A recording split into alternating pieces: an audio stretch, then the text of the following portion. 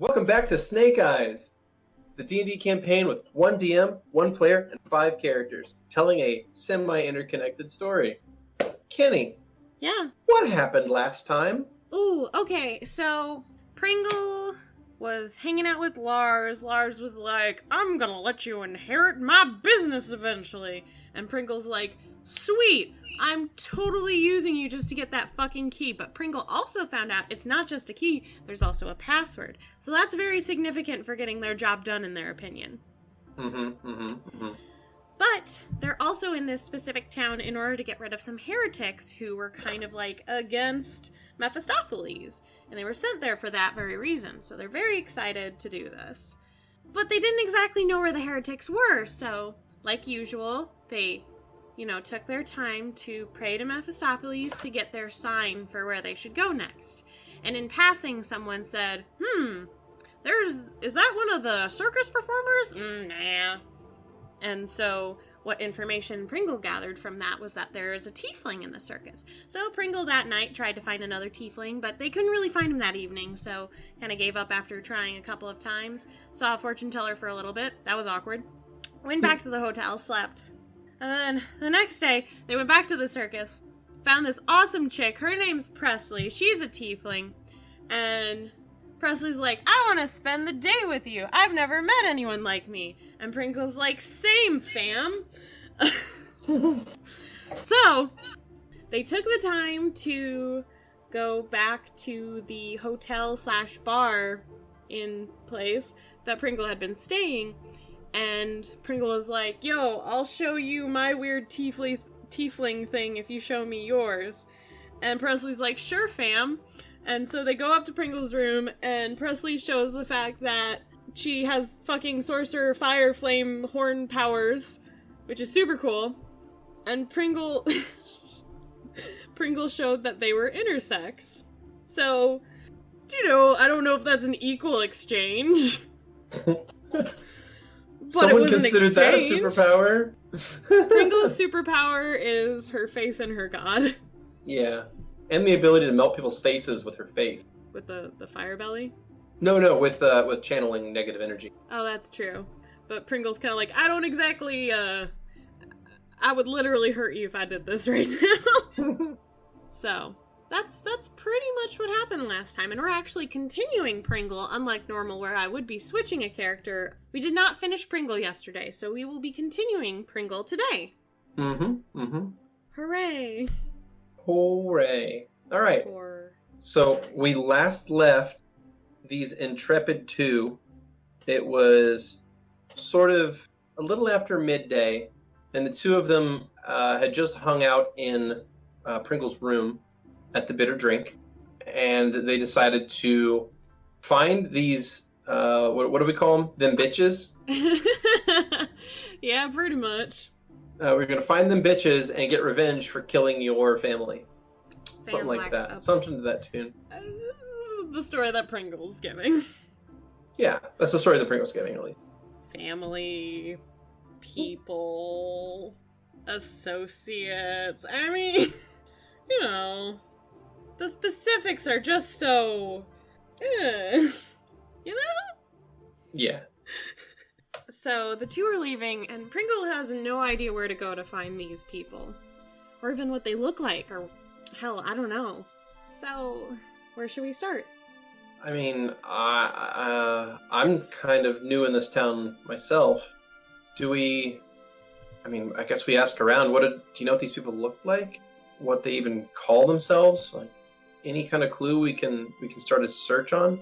Well, usually, if I'm ever kind of stuck, I just kind of pray to my lord. Give me a moment, and I'll probably get my next hint. All right? Okay, I'll just be over here then. And Pringle clasps her hands together, pulls them up to her chin, and just says, Mephistopheles, my lord and savior, it would be really nice if I could get another hint where to find these so-called heretics, to remove them from, your vision, and maybe life.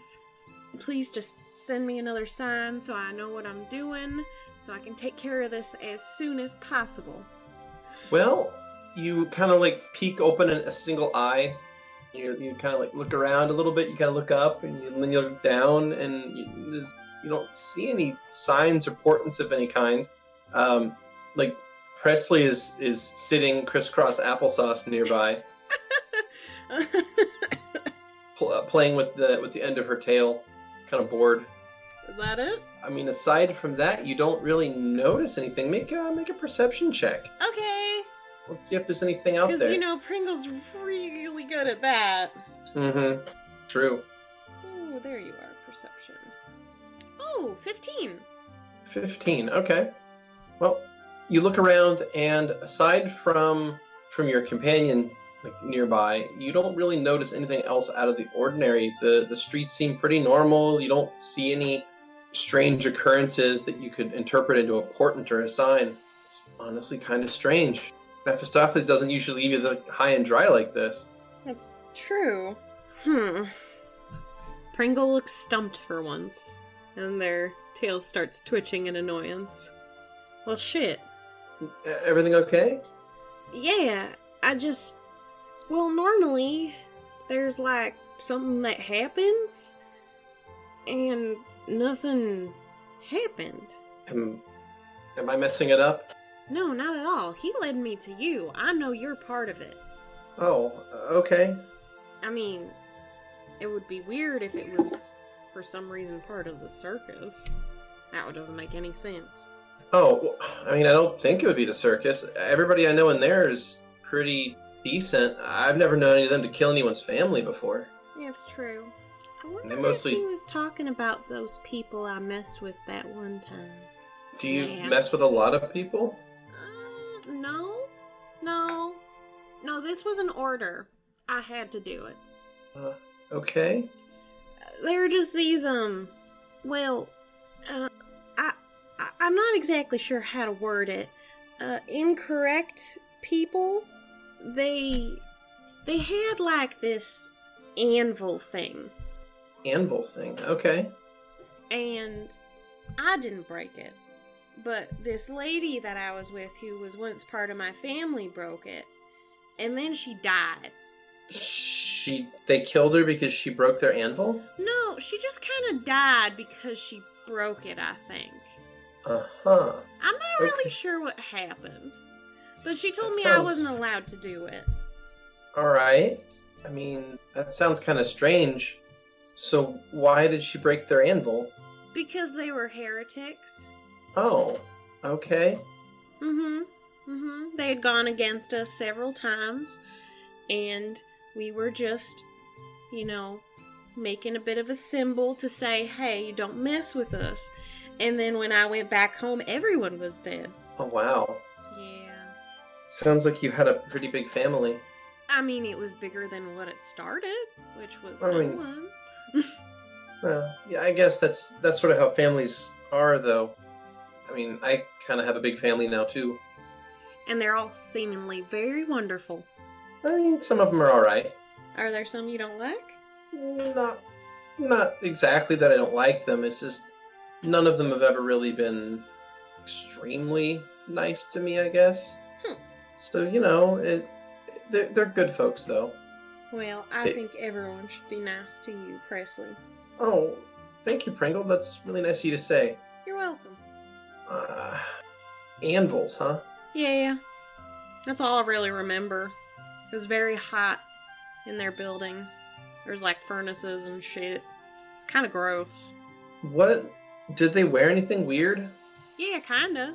I feel like I would remember, but I personally, because it was a while ago, do not remember what they were wearing.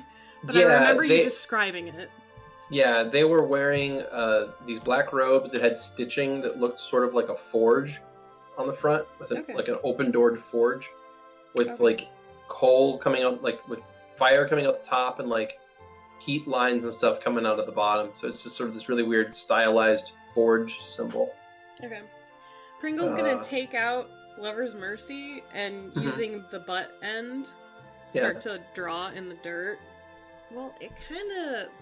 And then uses her tail to kind of study it a bit more. Kind of looked a little like this. I thought it was particularly ugly. I think I saw something like this. Really? Where? Mm-hmm. Well, when we first came into town, we had to unload some stuff from the wagons, and we needed some space, so we rented out some space in the warehouse district on the south side of town to store some things while we had set up the circus.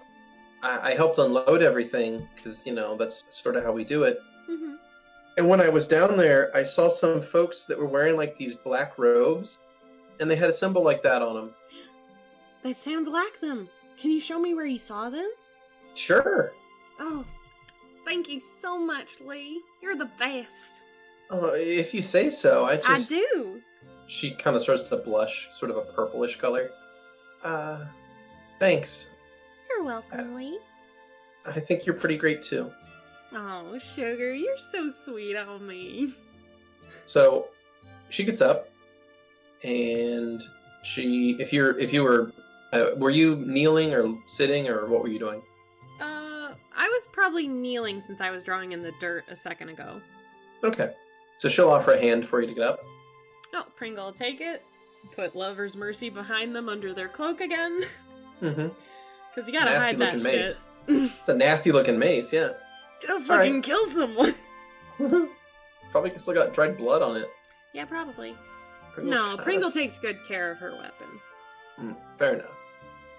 It's a map. It's a map. It's a map. It's a map. It's a map. Da-da-dun-dun. Nice. Alright, and down there, in the docks ward, almost all the way at the ocean, is a number of warehouses. And Presley will take you down to one.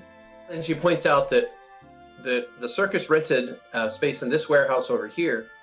And she saw some people that had those kinds of symbols on them, and they were in that warehouse over there. And she points out the one that I just marked on the map. Perfect. It was literally where my mouse was. Convenient. I mean, do you really think they're going to be in there? Well, you never know, but I mean, it doesn't hurt to go looking now, does it? Do you think we're going to fight them? There is always a possibility of a fight. Would you be okay with doing that? If not, I can go it alone. No. She puts a hand on your shoulder. I don't want you to go alone, all right? Perfect, then we'll go together. Okay. She kind of swallows hard and follows a step behind you. Pringle kind of stopped for a second and put her tail on Presley's shoulder. Hey, we'll be okay, I promise. I'm very, very strong. She kind of looks you up and down at, how typically small you are. And yeah, I know. And she's going to make a perception. Yeah, she doesn't look entirely reassured, but she will follow you just the same. It's okay, I'll prove it to her. All right, so there appears to be a couple ways into this warehouse. There is the entrance off the main street, and then there is an alleyway that has two additional entrances in it. So there's one on the west side of the building, one on the northwest side of the building, one on the northeast side of the building, and one on the east side of the building. What seems the most inconspicuous? That would be one of the ones in the alleyway. So either the northeast entrance or the northwest entrance. Alright, we'll do the northeast. Okay. So the two of you, which I'll go ahead and place you on the map. The map of the city? Nope. Oh. Alright. That sure is a map. Mm-hmm. So you find yourself in an alleyway, and there's a double door in front of you that is currently closed. Presley looks at you nervously. So we just kind of barge in and start shooting? No, not exactly. We're just what do you see? Just check in first, be a little quiet, and just, And Pringle kind of finally stretches out one of her wings. Wing it. Mm-hmm. So Presley does not have wings, but she kind of stifles a laugh at that. Are you serious? That's how I normally do things. Is that an issue? Puns? Really? We're gonna go into this after you said a pun? Like, I was expecting this to be like some kind of heroic speech or something, and you make a wing pun. I'm not really a hero. But, well, you see, we're gonna go in there and we're gonna win. Finger Okay. guns. All right, I'm with you. Was that better than the winging it thing?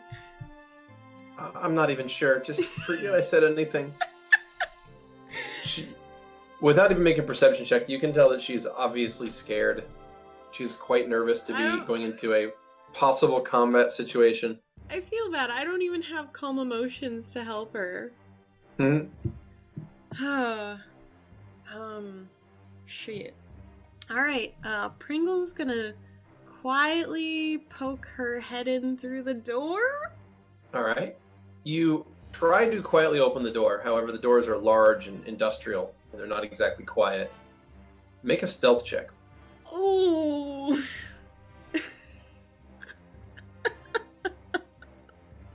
Alright, a 7. Alright. So you pop the door open. Oh, I know where we are. Well, me as a player. Pringle doesn't know. Sorry. Alright. You open the door and you see 3 people standing a little ways away, maybe 50 feet away from you, and they're having a conversation. None of them have noticed you. Okay. I have a quick question. What's up? If I close this door and did channel negative energy, would that affect Presley? Do you have No. selective channel? No. I already know. Then no, it would affect Presley. I never anticipated Pringle to be around people during combat. Especially people that they didn't want to hurt. Yeah. Isn't that nuts? It's crazy. Fuck a duck. When is the next time I get a fucking feat? Level 3. Thank God. Guess what I'm taking?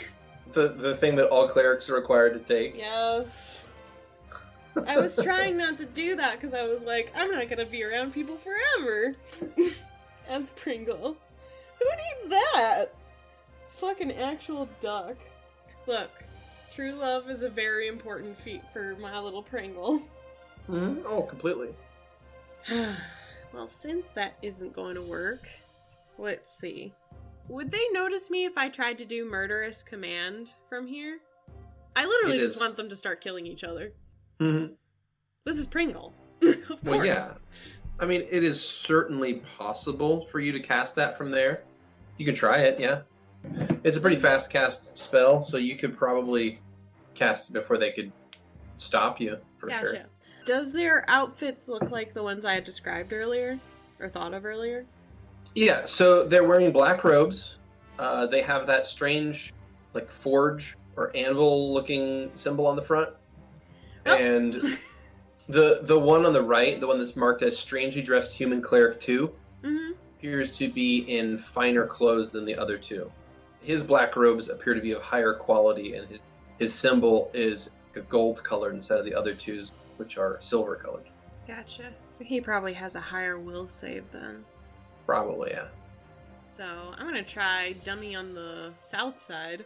Alright, oddly dressed man 1. I just roll a save on him, right? Yep. Cool. Gonna get rid of that. Yikes. Okay, he rolls a 19. God damn it! That's the natural roll, is a 19. So he saves that one hard. He kind of like rubs his head for a second, and all 3 of them turn and look at you. We're going to go ahead and roll initiatives. Okay.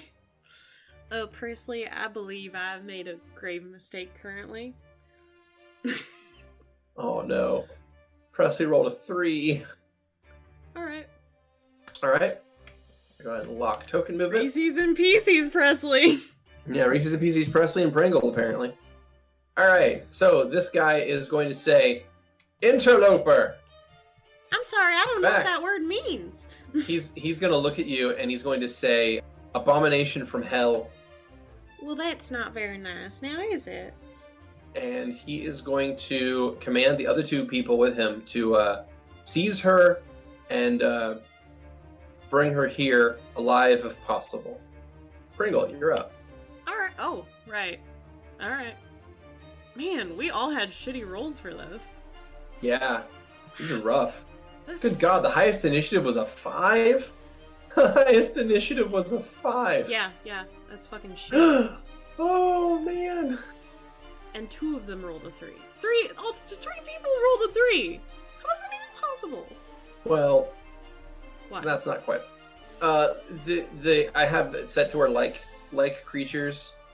Oh, right. I hate that. Roll. I mean, okay. Look, I remember that screwing us over in past battles in regular check, please. I'm not fond of it. Alright, do any of them have metal weapons? One moment. Yes. The leader guy is carrying a sickle. Alright, I'm gonna cast Burning Disarm on him. Okay. So he... Put the save on him? Yeah. So that's Cleric? if he choose. Yes. Alright. So he is going to go ahead and roll the damage. Okay. He takes, wow, 7 points of damage. Yes! Right. So his sickle turns red hot in his hands, and he drops it on the ground, and it clatters as it hisses, as the metal squeals as it touches the ground. Oh, I'm so sorry, sweetheart. His hand looks badly burnt. He's like shaking his hands in the air and like screeching in pain. Smile. You have a move action left, if you so choose. Yeah, I'm gonna kind of take cover over here by these boxes. Not barrels, boxes. Okay, you move 20 feet down and take some cover behind some boxes. Alright, so the oddly dressed people are going to start moving in to get a hold of you. This guy go 30 feet here, and he's going to pull out a club. So here is going to do the same. He's going to move up 30 feet and pull out a club. And Presley, good old Presley, is going to move up 10 feet. Her horns are going to ignite in fire, and she is going to hold out her hands. And actually, you know what? She's not going to move up 10 feet. She's going to move up this far. She's going to move up to here. And she is going to hold out her hands, splay them out like a fan, and she is going to cast, she's going to innately throw out a spell here. She has her hands splayed out in like a fan shape, and she just launches this wide cone of fire out in front of her. So I'm going to go ahead and drop a cone so you can see what the distance is. Boom. Damn! So she lays out a cone of fire in front of her. Damn! Oddly dressed men get a save. Here we go. Boom, boom. And one passes, one fails. Beat up. That was a lot of damage. Alright. So that's going to be 10 damage to Oddly Dressed Man 2 and 5 damage to 1. Here we go. Ow. 10 damage to 2. Oh, he dead. And 5 to 1. Alright. So one of them drops immediately. The other one looks really badly hurt. Damn, just from girl. That. Alright. That takes us back to this one. And he's like, it brought casters. Men, to me! He shouts. And at that, his turn. Now we get more people who are going to start to arrive. Oh boy. Pringle. Alright, I'm gonna charge this oddly dressed man 1 to the north of me. Since he's the closest thing. Might as well drop him right away. Okay. Are you going to actually make a charge? Yes, I am. Excellent. One moment, and I will drop the charge effect on your character. And there you go. Okay.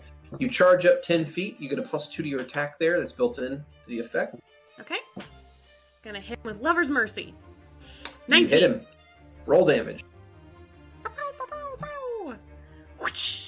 Ooh. Strike him for 7 points of damage, and he drops to the ground bleeding to death. Pringle just looks very smug and looks over at Presley and kind of does I said I was strong. Kind of nod towards her. Make a perception check. Oh, okay. Okay, you don't notice anything. No. Alright.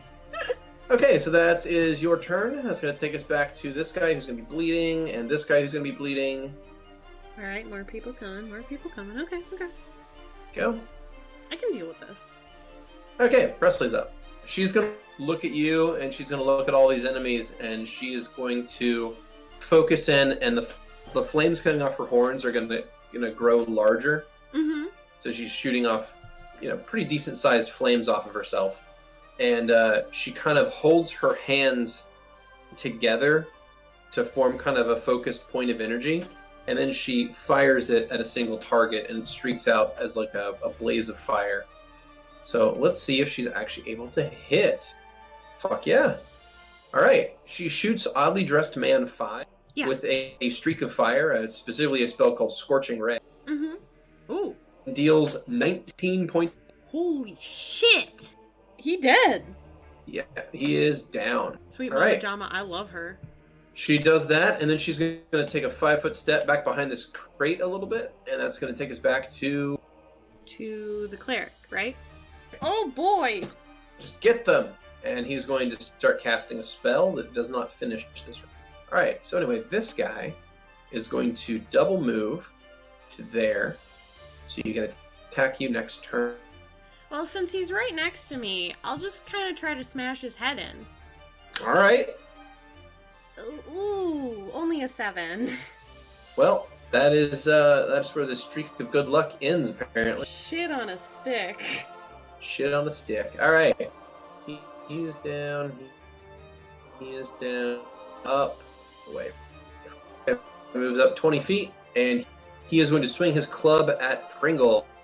Alright, so this gentleman is going to move up 40 feet, and he's going to move up next to Presley. And that's going to take us to Presley's turn. Presley is now between a rock and a hard place. Oh no. Because if she tries to cast a spell, she's going to get 2 attacks of opportunity. If she tries to move and cast, she's still going to get 1. So you can't see her on the other side of this box either. So she's going to make a 5-foot step back. And she's going to try to cast a spell at this guy next to you. Okay. But it's going to provoke. So he's got a sickle. Shit. He's going to swing it at Presley. And it's going to hit. Shit. Why couldn't a murderous command just have worked? It hits for 1 damage. Presley is going to try to make a concentration check to continue casting a spell. Come on, Presley. Passes. Yes. Passes. Yes. And she is going to reach out and she's going to attempt to make a touch attack against this cleric. And whiffs and burns the spell. Alright. Guy's going to move up. Double move. This guy's going to move forward and cast another spell. Alright.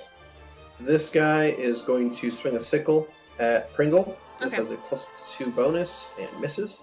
Pringle, you're up. If I used Firebelly, would I be able to hit Cleric 1, Man 3, and Cleric 2? So Firebelly is a 15-foot range. Yeah.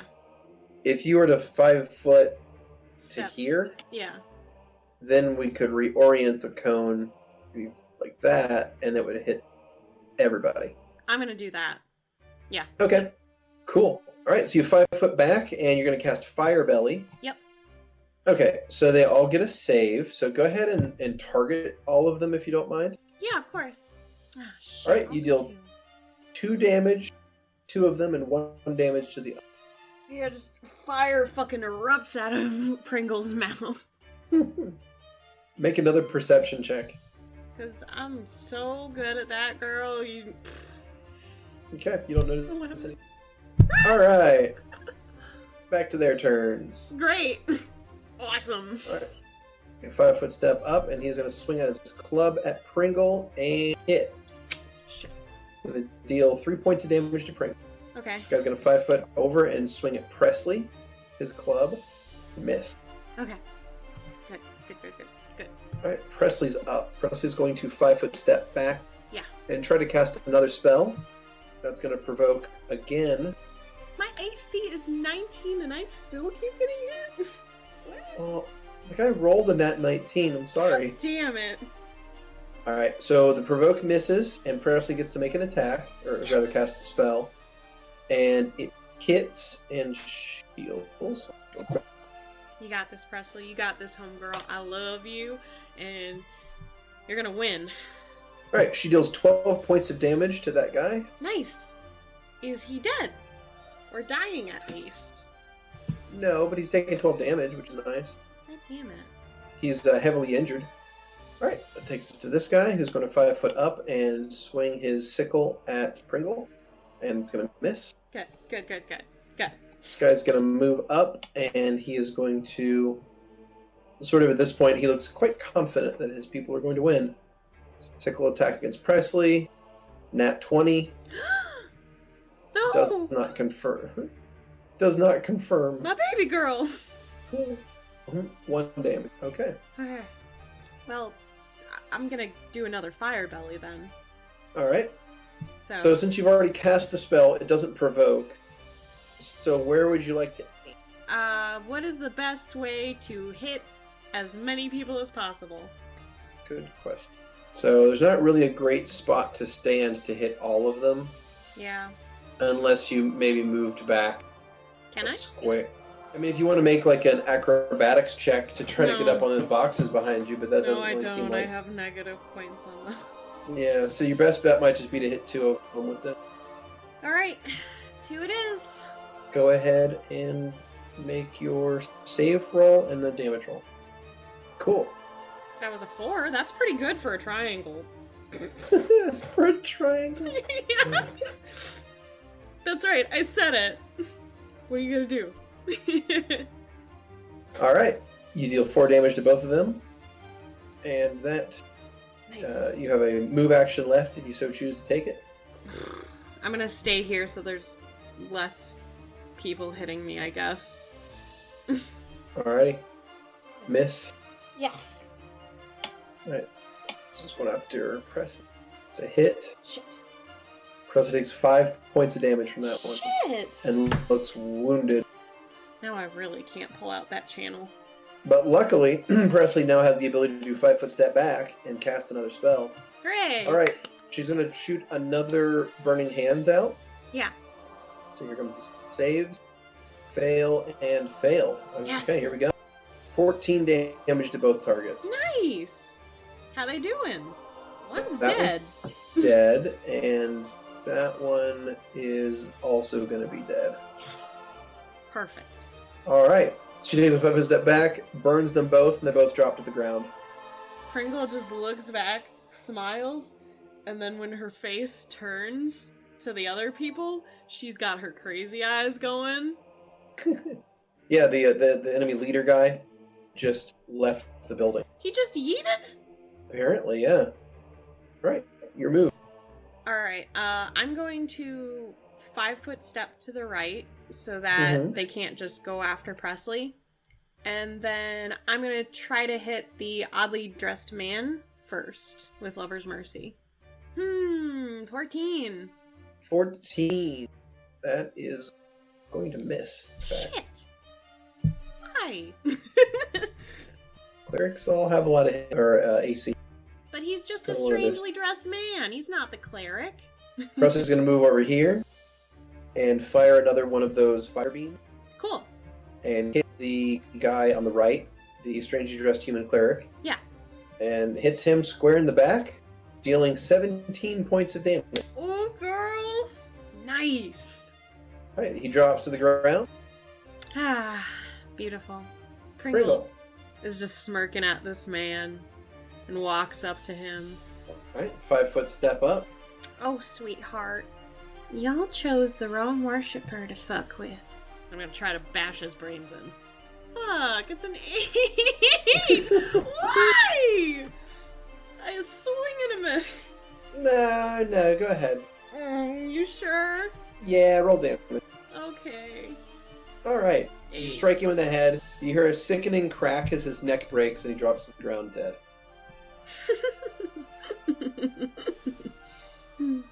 Unlock tokens, and you hear heavy breathing. Alright, Pringle's gonna turn on her heel and head over to Sorry. Presley. Are you okay, sweetheart? That was crazy. Yeah, that happens. She, looks at a spot on her shoulder where there's already, a bruise forming from the club injury. Are you okay? Yeah, I'm fine. Wow, that was... Can't believe that. Did we just really do that? Yeah. You should have seen me go against an ogre. She Pringle's kind of just like nodding. She kind of has her arms hugging herself, and she has her tail like wrapped around one of her legs. Wow. Wow. Alright, Pringle's gonna lean down and place her hands gently on Presley's shoulder, not to hit any of the currently bruising areas. Mm-hmm. Are you okay? If you're not, you can tell me. I think I'll be okay. I've never done anything like this before. This is all really new and kind of scary. You're fantastic at it. You're amazing. I just did what felt right. I'm sorry. You don't have to apologize to me. I liked it. Oh God, am I a murderer? No, they attacked first. You simply acted upon self-defense. You're fine. She looks up and like locks eyes with you. Am I? Are we okay? Of course. We're perfect. Okay. She blinks a few times and kind of stares off in the middle distance. She appears to be in a slight amount of shock. Yeah, that happens. Pringle's gonna take off her cloak and drape it on Presley. Here, sugar. You wear this for a little bit. I'm gonna go look around, okay? She is able to, about the only communication she can make is she's able to nod weakly and sort of goes into a squat and just kind of chills there. All right. Pringle's gonna kiss her forehead and then walk off. Okay. So you're gonna go ahead and search this warehouse, correct? Yes, that's correct. All right. So I'm gonna head off to the north first, I guess. Mm-hmm. All right. So you look around the warehouse and you find, well, first I'd like a perception check to search the warehouse. Oh boy. Do I fucking hate myself. 12. Okay. You search the area around yourself and you find a bunch of unmarked boxes and barrels, none of which look all that interesting. Okay. What's strange is on the west side of the building you find a couple of cages that look like someone has been in them. Been in them? Yeah, it looks like they've been occupied by people. Like there's bedding and ripped up blankets and like a couple of plates and some like food residue. It looks like someone and like little cups of water or whatever. It looks like a couple of people have been imprisoned here recently. But there's no one in there currently. No, the cages stand open right now. Is there still food? You said there's food residue on some of the plates, right? Yeah, there's like crumbs and things, which is probably how you would figure that it's pretty recent. All right. Well, there's obviously nothing around here if there's no one in the cages. So Pringle's gonna squeeze between some boxes to keep going around. These are just boxes over in this area then, in the south? Yeah. They're sort of nondescript, unmarked crates that if you open them up, they're filled with various dry goods and other mundane wares. Okay, nothing really exciting in them? No. Things like rolls of canvas, rope, like treated wood. Nothing of real interest or value, to Pringle at least. Alright, Pringle's gonna head to the south entrance and open it? Okay. Alright, you open it up and it opens up into a small hallway with 3 doors, one going right, left, and forward. Okay, I'll go to the right? Pringle's right or your right? My right, Pringle's left. Okay. Cool. So you open that room and you find a couple of desks in here, and it appears that this is where like clerks could work. Interesting. But the area is currently unoccupied and there's no papers or anything on the desk. I'll open what now I'm assuming is another entrance? Okay. You find another office. This is like a private accounting office. However, it is also unoccupied. And just ignore that other thing in the corner that's not really here. Okay. All right. This is weird. There's no one here other than the people we killed. So far. Okay, I'll try the south door, then. Okay. You open this door, and it appears to be some sort of, like, management office. And... what? Oh, I was just gonna say, for shits and giggles, since I'm already standing there, just open the door to the west. Okay, you open that door as well, and the west! And it appears to be a storage room.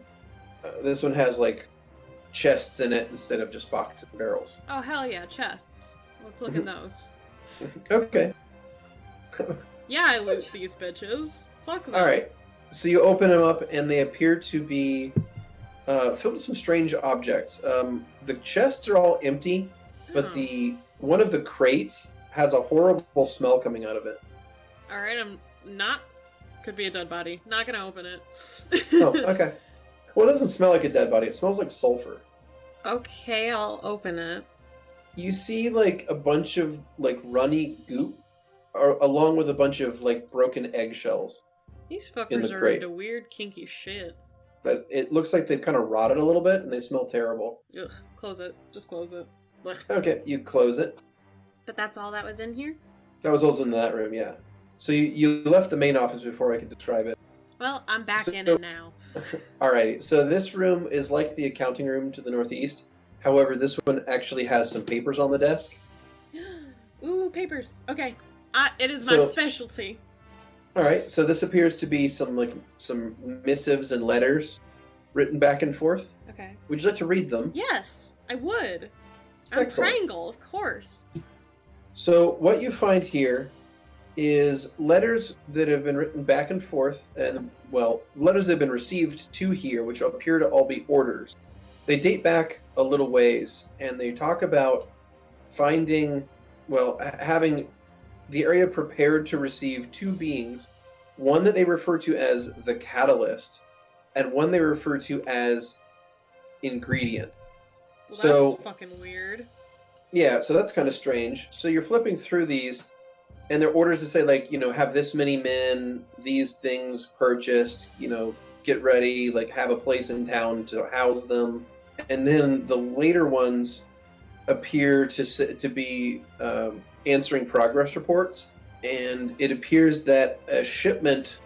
Well, let's see. So the most recent one you find is a letter that has yet to be sent. You find an unsent letter. The unsent letter is addressed to Forge Master, is who it's addressed to. So that's kind of interesting. Pringle hisses. And the letter speaks of the two subjects, both the Catalyst and the Ingredient, escaped and managed to kill many of our number before they left. They've already dispatched a search party to find them, but they're going to maintain larger numbers here to prepare for their return. Said, worry not, though. Samples from both the Catalyst and the Ingredient have already been sealed and shipped to your location. That's weird. As a player. Fuck. Okay, what else is there in the letter? Well, there's an address on the letter. I was hoping for it. Where's this fucker live? 'Cause bet you, boy, I'm coming for you. Why can't we be friends? Why can't we be friends? It's 'cause Pringle is a murdering bitch. She just has problems, yo. Like, I love her. I genuinely do, but she's got problems, man. It is addressed to 11 Lord's Way, Capriana, Vatra. Vatra? Jeez. Fuck. Would Pringle know where that is? No. Fuck no. Oh god, I'm gonna have to buy another map. But I'm gonna keep the address, so I have it. Okay. Shove that in one of my pouches. Gotta keep that in the back of your sack. It's true! You do. Alright, so I'll keep looking in these other rooms then, just to see if I can find anything else that's more of conclusive evidence of what I need to do. It lists it as tissues from the Catalyst and the egg of a virgin harpy. The fuck? That's what it says. It's, weird. But I just met a harpy recently. Mm-hmm. But I mean, based on how she looked, you doubt she's a virgin. I mean, honestly. She's like, she looks too good to be, not, you know? Yeah, she probably gets around. I mean, you've heard harpies. You heard how they are. She's probably a slut. Probably. I mean, come on. I mean, I saw her with that guy. Yeah, they're just slutting it up together, the two of them. It's disgusting. I saw how defensive he got and how sweet she was immediately. Disgusting. Mm-hmm. Disgusting. Typical harpy bullshit. Don't people just know that I'm in it for Mephistopheles and that's it? Idiots. So I'll open the door to the west then. Okay. You find a room filled with, well, it's like a sitting room. Oh. But yeah, mostly the area appears to be cleared out for the most part. Door to the south, I'm assuming, is finally the exit? Yeah, that leads out to the other street, to the other side of the building. Alright, Pringle's gonna go back to Presley then. Okay, you go back to Presley, and you find that she has, like, laying your cloak down on the ground. Mm-hmm. And she is rummaging through the pockets of the people on the ground. Like, trying to loot them. Huh. Hey. Hey there. I thought maybe they might have some clues on them. Did you find anything? That could, not yet. I mean, some of them had some money, but, Oh, that's useful. You can keep that sugar. Really? Are you sure? Oh, yeah. Why not? I mean, these people killed your family, didn't they? Yeah, but I'm not in it for the money. Oh. Alright, if you're sure. Mm-hmm. That's. I guess. You get yourself something pretty. There was a way. She bites her lip, and she says, I'd rather spend it on you. Beep. Dinner Pringle time. Are you really just standing here? Really? You're just gonna stand there? Oh, god damn it, you're blushing. Shit. Stop it. Stop it. Stop it. Listen, you little piece of shit. You're gonna get your act together. You're gonna stop getting embarrassed every time someone's sweet on you, genuinely. They do not matter. They do not actually care about you. There's only one being in this entire world that cares about you, and that is Mephistopheles. You need to get this shit out of your head. Go on. Pringle will shake her head. Well, it's very sweet of you, but my offer was first, so, you know. Okay, well, what if okay, I'll compromise then, and I'll buy something for myself that's also for you. Nope. Nope. Oh, okay. So I don't completely understand some of the stuff that I've been finding on these people, but what you got? Well, Pringle just steps over a dead body, kneels down. This one had a prayer book, I guess. Oh, can I see it? She holds it up. It was from one of the clerics, and she hands it to you, and it's like a small black leather-bound handbook, not very large at all, and it's filled with strange rambling prayers that kind of don't make a lot of sense to you. Okay. And they're worshiping some being called the Great Anvil. Yeah, that sounds about right. Alright, I'm gonna stash that book. Okay. Like, it appears that this whole organization are known as Forgers. Disgusting. Which means I get to finally turn off that. Boom. Hooray. Gotcha. Now they're no longer strangely dressed and oddly dressed people. Now they are Forgers. Alright, anyway. Yeah, the whole group appears to call themselves Forgers, and they worship something called the Great Anvil. Gross. Just putting some stuff in the back of my sack. Are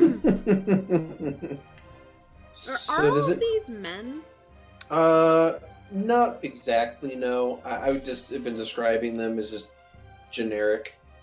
So, I mean, it can be a mix of men and women if you so choose. It doesn't matter. I don't care. I just wanted to know if it was like one of those weird, like, one gender only. No. I don't think they're an exclusive group like that. Alright, does any of them have an outfit that would fit Pringle? Yeah, there's some that are roughly your size. All right, I'm gonna take one. Okay, it's a little bit, bloodied, but Whatever. yeah, you can probably mend it. Hell, you probably can memorize mending and cast it yourself. Yeah. All right. So yeah, you grab a one of the uniforms. What are you gonna do with that? Oh, this is just in case I need to sneak in somewhere. Probably make them not hit me right away. Oh, all right. Should I take one too? If you want to come with me, sure. Inner Pringle. Oh. Did you really just invite her? Really? Really? Words just come out of your mouth now, Missy? What the actual fuck? Outward Pringle. Well, yeah, if you want to come with me to go get rid of some bitches, yeah.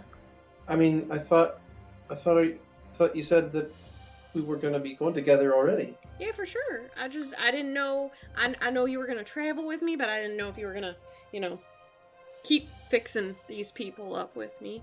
But She takes a step closer to you, puts a hand on your shoulder, looks you dead in the eye, and says, "I said I'd help you get these people that hurt your family, and I mean it. I'm with you the whole way." Beep. Seriously, you're dead again? You're just gone. You're just staring at her. Your face is red again. Really? Oh, Pringle. What are you doing? This is back to Outer Pringle. Yeah, I would like that. Yes, please. Well, good. I'd like that too. Cool. Awesome. Anything else you find? No, that was pretty much it. Is there anything else you needed from here, or nope. Can we leave all these? We can just leave them. Besides, I know where the next place to go. I just don't know where it is. Oh, I've been all over the place. Where is it? Do you know where Vatra is? Yeah. She looks at you like you should have heard of this place too. Pringle shrugs and pulls out the address. Oh, wow. Capriana. That's a big city. Is it? Mm-hmm. I've actually been there before. They have really nice food, actually. They have these little, imagine a little piece of pasta, and inside it is, mashed potatoes. Pringle's just a blank stare currently. What the fuck? It's like a little pasta pocket with mashed potatoes in it. And they cook it with onions, and it's delicious. Beardy, I'm gonna punch you. What? What? Let me just add in my favorite foods. No, it's fucking Vatra. That's what they eat there. They're Polish? Yeah, it's supposed to be Eastern European. Gotcha. So it's sort of it's a conglomerate, Poland, Hungary, sort of almost a Balkan as well. So it's pretty much Eastern Europe is gotcha. that part of the world. So I'm sorry. Shit. Anyway. Well, that definitely sounds like food. Well, how about we get away from all these dead bodies before someone sees this and arrests us? Yeah, that sounds perfect. For murder. For murdering all of these people. Well, we can start walking and talking if you want, and Pringle starts heading for the door. Yeah, let's do that. She follows. Pringle's just just do it. You don't have to tell me, you can just do it. Alright, so the two of you leave the warehouse, and I'll push back the map of the city of Zareth. Alright, so this puts you guys afternoon. You have an address of where you need to be going. What would you like to do now? I figure I'm gonna go talk to Lars and see if the caravan's heading that way. Alright. So that puts you back up into the sprawl in the northeast part of the town. Yeah. And you eventually are able to find Lars with the rest of the caravan folk. He's doing his best to get things put together and try to, recreate his caravan. Pringle will instinctively kind of go in and start helping where she sees areas need to be helped, since she just got back anyways. But she's trying to do it quietly, so that Lars can't be like, I told you to take the day off. But she's totally doing it in a way where she'll probably get caught. Okay, and what is are you allowing Presley to come with you? Oh, yeah, for sure. Okay. As you guys have walked across the city again, you see that she's now taken to holding the end of your tail with hers. Oh, that's really cute. As the two of you walk. Is she still wearing my cloak, or did she give that back? She gave it back. Okay. Pringle's wings are kind of stretching and going back in and stretching. Okay. Just trying to fly and not being able to, or just moving them because you can? Just moving them because she can. Plus, it's kind of one of those unconscious things where her tail is currently occupied. Ah. So her body kind of enacts more than she intends to sometimes. She has great control over her face most of the time. Mm-hmm. Those extra body parts tend to kind of have a mind on their own sometimes. Yeah, for sure. So Presley will definitely notice your wings doing that, but she doesn't call attention to it. Probably thinks it would be embarrassing. Pringle could probably play it off. Okay, so the two of you arrive at the northeastern part of town. You're easily able to find Lars, and he's going to see you, and he's going to say, "Now, my dear, I told you to take the day off." Well, I did, but I met someone, and I thought you might want to meet them, too. Oh my, you found another one like yourself. Mm-hmm. Well, if she's half as talented as you are, then it will be a pleasure to meet you. Presley steps forward and kind of meekly shakes Lars's hand and introduces herself. Lars introduces himself in return, and then he looks back to you. "So what can I do for you two?" Well, I kind of learned of something happening, and I was wondering if our caravan happened to go to Vatra at all. Oh, to Vatra? Well, that is on our route, but it's a ways away. He unfurls a large map of Obador from a nearby table. Boop. Push the Obador map there. Look at that Obador. Beautiful.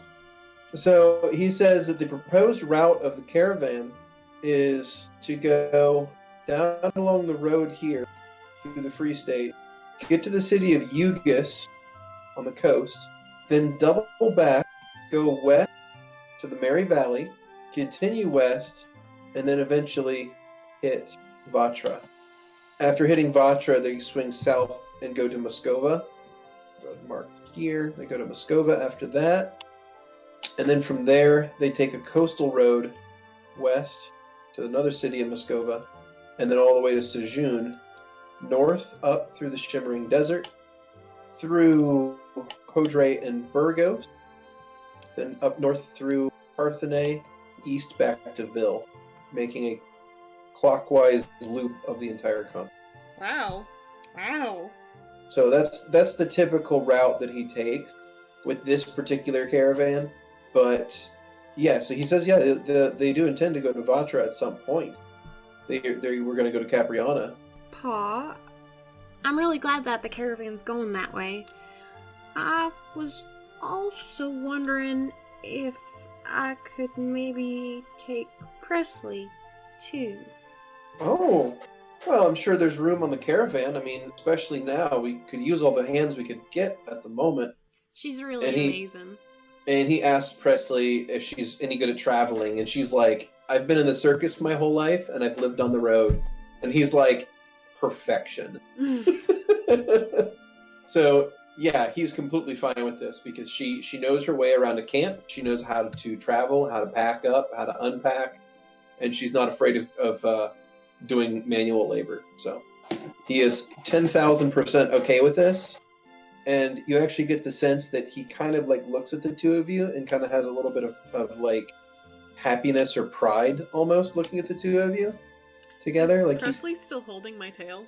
No, okay. Not currently. But you get the sense that he can kind of see what's going on and is happy for you. Aww, you have no idea, Lars.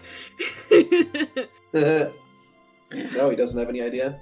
So Pringle kind of turns and has this kind of hop look, where she just beams up at Presley. Look, you can come with us, and that was so easy. Yeah, that'll be really great. I can't wait. We're gonna travel the entire world together. I mean, at least this part of it, right? I mean, the world's bigger than this continent, but yeah. I mean, blank face. Yeah, we're gonna travel the world together. All right. It's gonna be awesome. Thank you, Pa. This is amazing. You're the best. Oh, quite all right. Pringle runs up and gives him a hug. He returns it. Gives you a nice pat on the back. Well, told you to have the rest of the day off, so if you don't mind, go and enjoy yourself. Fine, but you gotta let me help at some point. You'll help on the road. Yes, Don't sir. worry.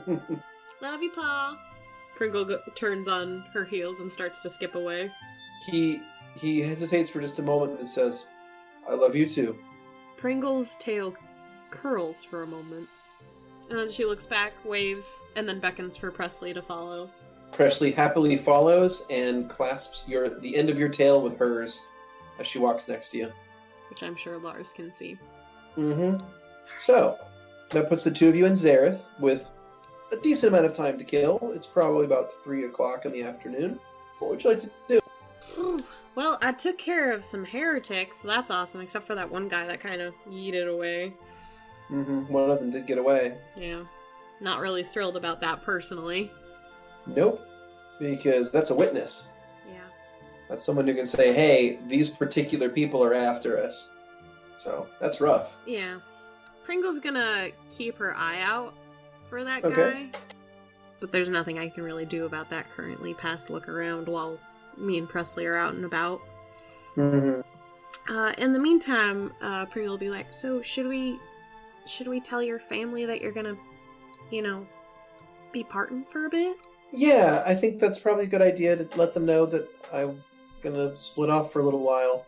I mean, it's not the craziest thing ever. It happens from time to time, so I don't think they'll be too upset. Pringle nods and gives her tail a squeeze with her own. Well, lead the way, Presley. Alrighty. Okay, so the two of you go back to the center of the city where the circus is set up. Circus is in full swing right now, and the two of you get there while a large show is taking place. One of the big acts of the day under the big tent. Mm-hmm.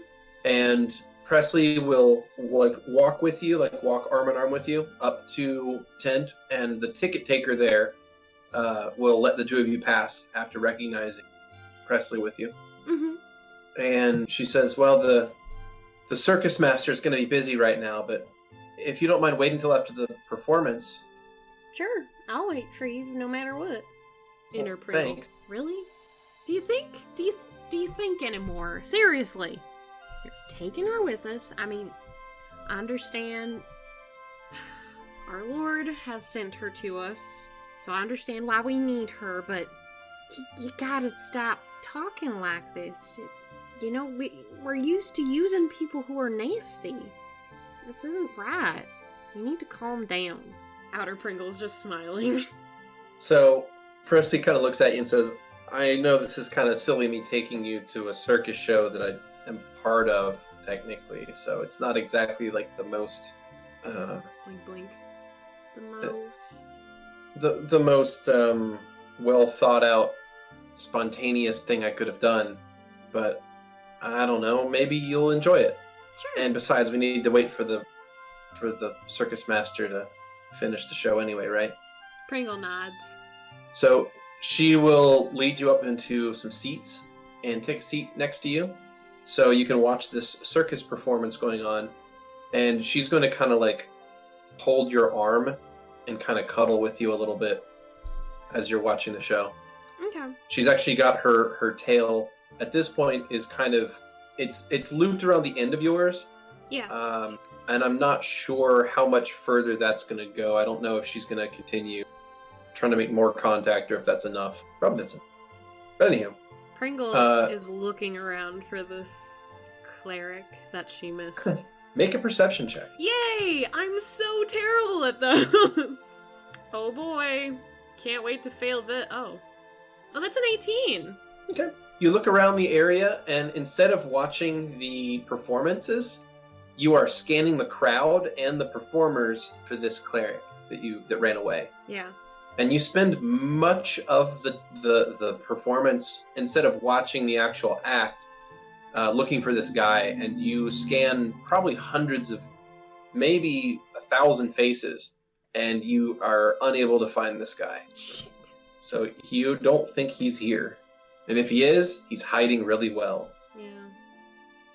But you finish scanning the crowd right around the time that the crowd erupts into applause and cheers as the last act finishes. Pringle's going to just go along with whatever crowd's doing and clap along.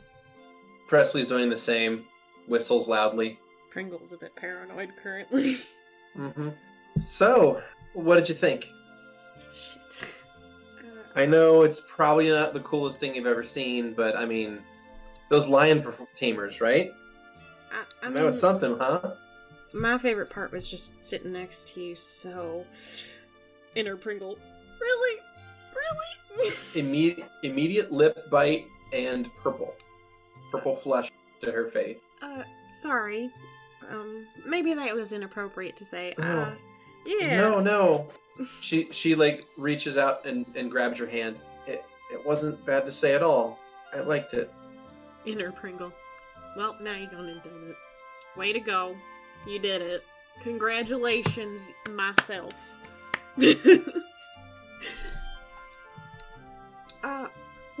Well, I'm really glad that you do.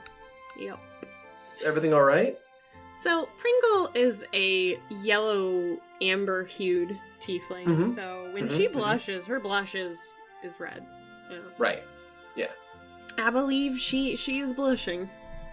Yeah, everything's fine. Yeah. I didn't want to make you uncomfortable or anything. No, you don't make me uncomfortable at all. You're fine. You're wonderful. You're perfect. Shit. Lip bite again. I really should just not talk ever, it seems, lately. Is this inner monologue or? No, this is outer monologue, Pringle. Oh. No, I kind of like what you say, actually. You're the first person to ever make me feel normal. You're better than normal. She, like, looks deeply into your eyes, kind of like looking back and forth from your left eye to your right eye, as if she's calculating something. Pringle starts to look nervous. She leans in and tries to give you a kiss. Oh, well, this is territory that Pringle understands. Pringle will kiss her back. I'm really glad I met you. Same. This has been very wonderful since I met you, which is a day, and that's pretty cool. So, screams. yeah, she's sort of at a loss for words a little bit. Let's go meet the circus master, okay? Yeah, that sounds perfect. You're perfect. Sounds perfect.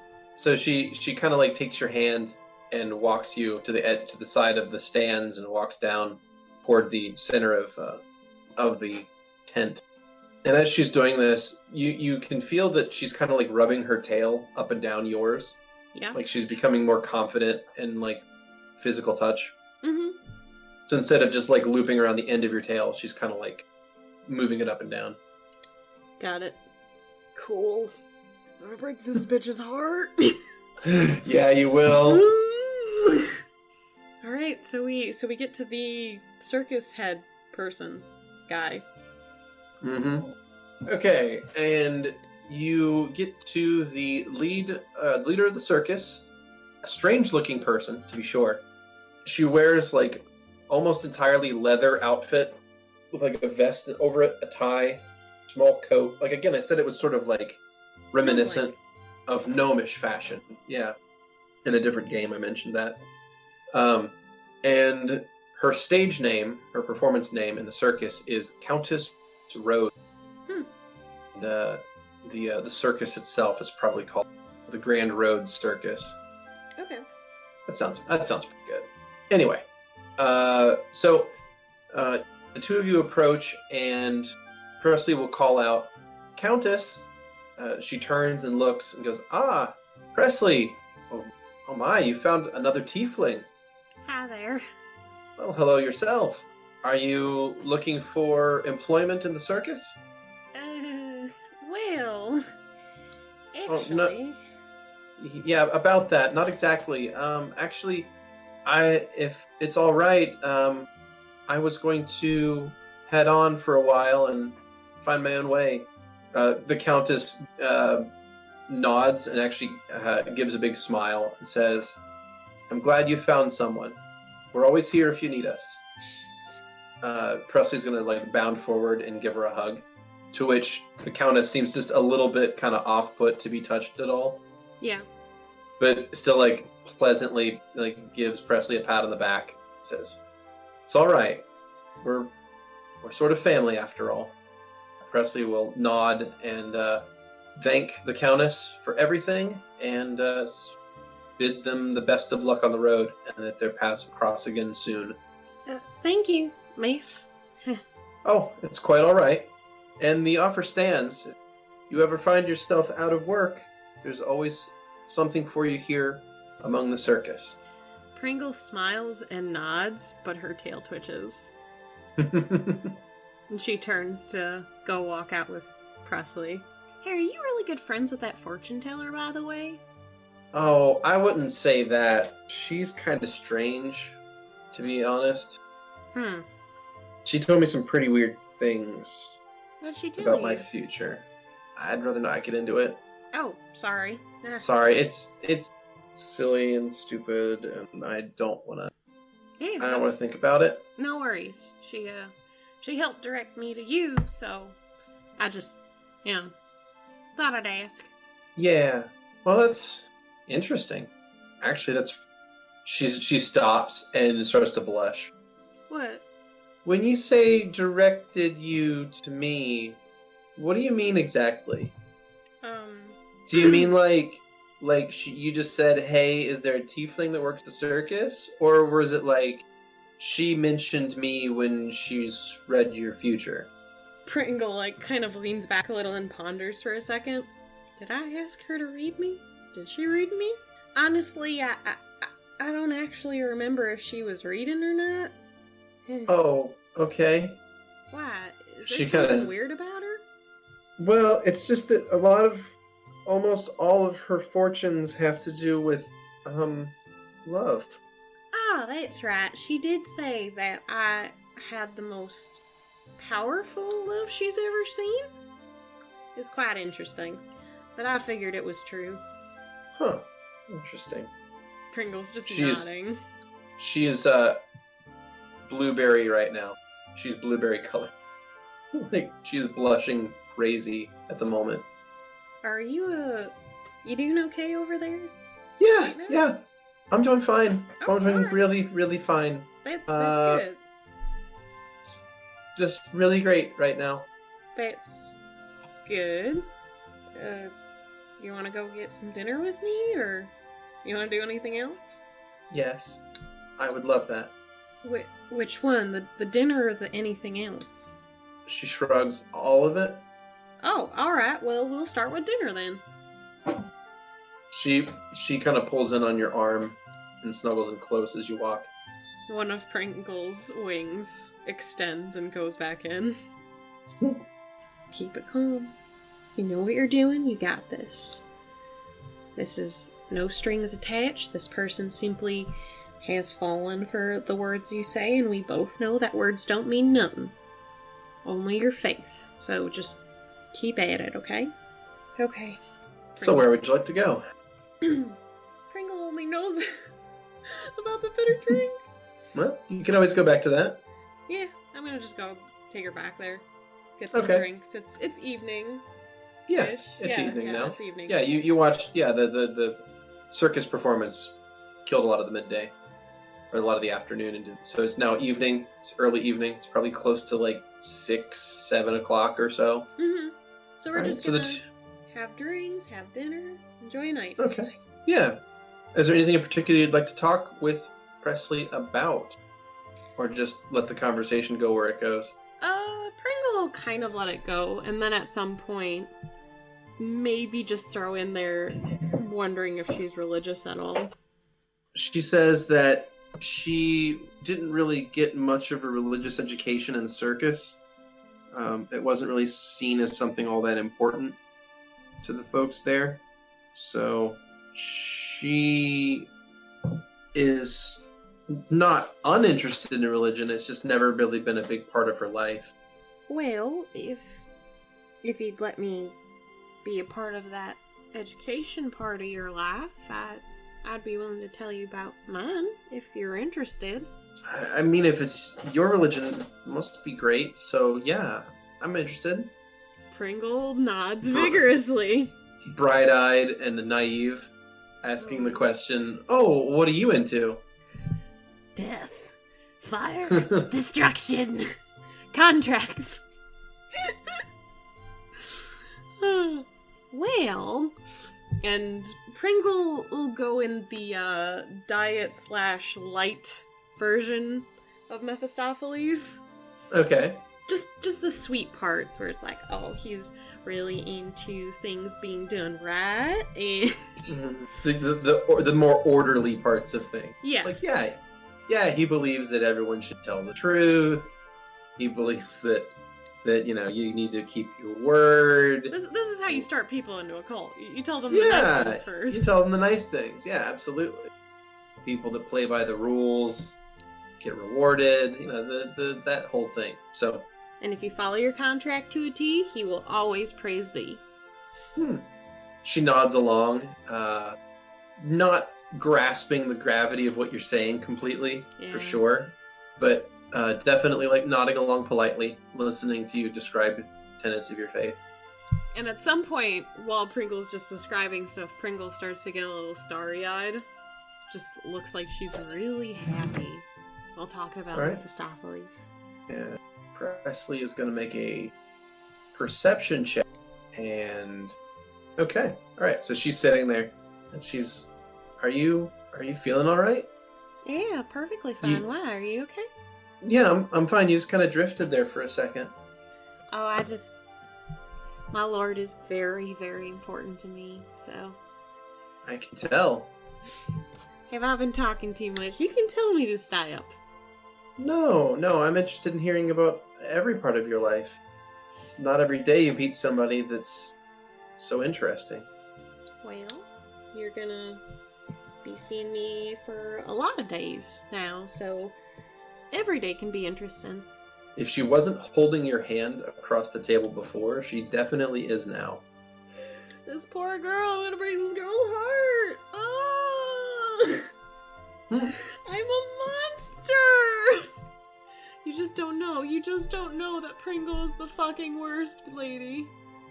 I'm so sorry, Presley. I'm so sorry. As a player. Alright, I mean, it sounds interesting, but I mean, all those contracts and deals and it seems like it's a lot of obligations, right? It's a lot of responsibilities. Well, I like my responsibility. Oh, okay. And most people follow their contracts just subconsciously, to be honest. It's actually not that much work for a lot of people. Okay. I don't know, that the thought of that sort of just feels kind of trolling, I guess. Pringle's tail is twitching underneath the table. Almost thrashing. Good to know. I don't know. I mean, I've never really signed a contract before, so I guess I don't know what it's like. But you want to? I got plenty of paper. Not right now. Like you said, we have plenty of time together. True. Tail almost thrashing. Well. So is her tail still holding yours? No. Okay. I figure we're sitting across the table from each other while eating. Yeah, drinking. So is there anything else you want to talk about or ask? Oh, do you need some place to stay tonight since you kind of exited the circus? Oh, yeah, that would be good actually. Alright, you can stay with me and my paw. You're the best. Oh, sugar, I'm just me. Perfectly Pringle. Hand squeezed. Internal screaming. Why did she do that? Why does she like you?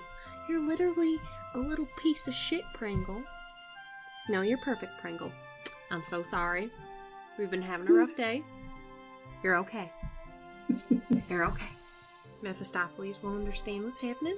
He loves us just as much as we love him. Maybe more. Maybe more. All will be fine as he works in mysterious ways. Pringle is just happily nodding and smiling outside of their head. He's like, yep. Yep. Yeah. Well, alright. So, more time will pass. Two of you share a nice meal together. And how much do you drink that night? Reasonable amount? A lot? Maybe a lot. Okay. Give me a couple of fortitude saves. Okay. And Presley is going to do her best to match whatever you... 1, that's an 18. 2, that's a 23. 3, that's a 20. 3 drinks. 4, that's a nat 20. Nice. Okay. One more. There it is, 15. So, yeah. By the end of that, you are feeling pretty sloshed. But you're not impaired all that much. Your fortitude saves were phenomenal, so Yeah. you're fine. Let's see how Presley handled that. How's she Woo doing? lad. Oh no! Presley is like kind of leaning back and forth a little bit, Yeah. sitting there, and the drunker she gets, like the more I almost want to say like hyperactively excited she is about life in general. Okay. So she's kind of like talking to you slurred about some different cities she's been to and places she's seen, and how she's so happy to be able to share these things with you. She thinks that you're so cool and you're so beautiful, and she just is just interested in being around you. You're so sweet, Sugar. Pringle is surveying the bar. Okay. Make a perception check. Oh boy. Oh, that's not too bad. That's a 20, not a nat 20. That's a 20. Yeah. All right. So you look around the bar and you do not see that cleric that was here earlier, or that you chased around, right? Yeah. So the cleric you've been keeping your eye open for is not present. I But think other he than that, made it out of town. there are some people giving you a side eye here and there, just because like that's interesting. There's 2 tieflings over there at that table. You don't see them every day. Yeah. That kind of a thing, but nothing like, oh, that's such and such. I need to kill them. It's more like, oh, that's odd. All right, moving on with life. All right. Kind of a side eye. Has Lars come back yet? As it gets into the evening, yeah, Lars will return. He has a simple meal, and he looks over at the two of you, and he kind of gives you a knowing nod and a smile, but does not approach. Oh, Pringle will approach him. Oh, okay. Hey, Oh. Pa. My dear, yes? Well, Presley kind of doesn't have anywhere to stay tonight, and I was Oh, wondering if she could say- stay... Say no more. Quite all right. Tell you what, I'll get a separate room for the two of you. Are you sure about that, Pa? Absolutely. You've earned it. Okay. You're just spoiling me, Pa. He gives you a sly smile. Pringle will lean over and give him a kiss on the cheek and then turn to go return to Presley. Presley's like resting her head on her hands, and she's watching you walk. Oh boy, she's got it bad. Okay, let's keep going. Hi there.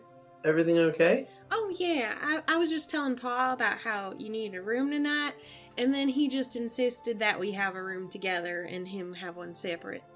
Immediate tomato face. Well, blueberry face in her case. Oh, a room to ourselves? Well, as long as you're comfortable with that. If not, I could probably, I could talk him back into the room if you prefer that. I mean, I'm fine with whatever you're fine with. I mean, do you do you want to spend the night with me? Why not? She smiles. We're gonna be traveling with each other for a while. We're gonna have to spend a lot of nights with each other after all. You might as well just get used to me. I'd like that very much. Wonderful. Inner Pringle. Really? You're just gonna... She's gonna expect something from you, and you have not gotten a contract signed, Missy. You're gonna keep going? Alright. This is your own hell to bring. This is your own hole to dig. You were lucky that Mephistopheles sent her to you. Because otherwise, I would not be having it, Missy. No, sir. Outer Pringle. Yeah, I would love to have this night with you, and I hope you enjoy your time with me. I also hope you've been enjoying the drinks, because it sure looks like you have. Lip bite. I sure hope. Yeah, yes, I'm sure. Oh. She kind of looks like a little excited and nervous all of a sudden. Yeah. Is it really warm in here? I think it's really suddenly kind of warm in here. Pringle leans forward and puts her hand on Presley's forehead. You okay, sweetheart? Her eyes get really big. Yeah, I think so. Alright. How are you? I'm pretty good. Might have another drink. Not sure. Another one? Oh, okay. Yeah, I'll do I'm my only best. kind of buzzed. So, you know. And this is where we see the difference between an arcane caster's fortitude save and a divine caster's fortitude save. Hey, I saw Marcus in a drinking contest. I know what fucking happens. You know how good clerics resist alcohol? Alright. We drink wine all the time for our lords. Yeah, constantly. Sacramental wine, constantly. Chug that All right. shit. Chug it. Alright, give me another fort save. Okay. And I'll roll another one for Presley, because like I said, she's trying to keep up with you. Ooh, 21. 21. Alright. Yeah, I mean, you're beyond buzzed at this point. You are well into feeling good. Yeah. You're to that stage of alcohol. Gotcha. You're kind of in that valley between buzzed and sick. Yeah, this is a good place to stop. It's a good place to be, yeah. Pringle's just smiling. Sort of everything kind of gets a fuzzy sheen to it, and everything's kind of warm. And Pringle loves being warm. Mm-hmm. I love this feeling. It's real good. Presley is holding your hand, and she says, I think I love this feeling too. Did you have a good day? I had a good day. I had a great day. Still a little sad that one guy got away. Hey. Yeah. Hey. We'll find him. We'll find him. Yeah, we will. And then I'll shoot him with fire, and you'll hit him with your hitty thing. Oh, that's called Lover's Mercy. Yeah. Oh, okay. Oh, sorry. I suppose most people don't really name their weapons, but mine is very precious, and I think everyone needs a little bit of mercy before they die. You know? Oh, yeah. That sounds really nice. Yeah, it is.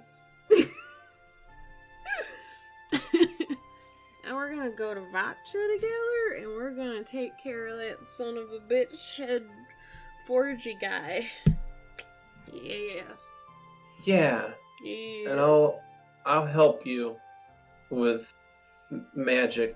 You bet your beautiful bottom we are. Lip bite. You think I have a beautiful bottom? Yeah. Doesn't most people? Pringle's just leaning on, one hand very badly. Isn't that normal? Not for me, no. Well, that's strange. To me. Just personally. But don't you worry about it. That's just Pringle's opinion. I like Pringle's opinion. I got lots of them. I'd like to hear them. Would you like to see it? See what? My bottom. Pringle just raises her eyebrows. Are you asking if we should go upstairs? Blueberries. All of them. Pringle... If you didn't know better, you'd think that she'd stopped breathing. Alright, Pringle gets up, leaves some coins on the table as a tip, and uses her tail to kind of take Presley's hand. Mm-hmm. Kind of get her off of the seat. She follows, but as soon as she's on her feet, you can tell that she is shaky at best. Oh, okay. I'll get under her shoulder then. Oh, it's really nice of you. Yeah, no, I'm pretty damn nice. I'm very sweet. I think so too. That's wonderful. Now come on, let's get to bed. Alright, so we didn't go over the specifics of you guys getting your own room. Yeah. So I will assume that at some point either Lars came by and dropped off a key, or one of the staff of the place came over and dropped off a key. Okay. So assume that you have your own room located on the second floor. Alright. I take her to wherever the key tells me to go. Alright, you head to your room. It's engraved on the back of the key. And you go to it.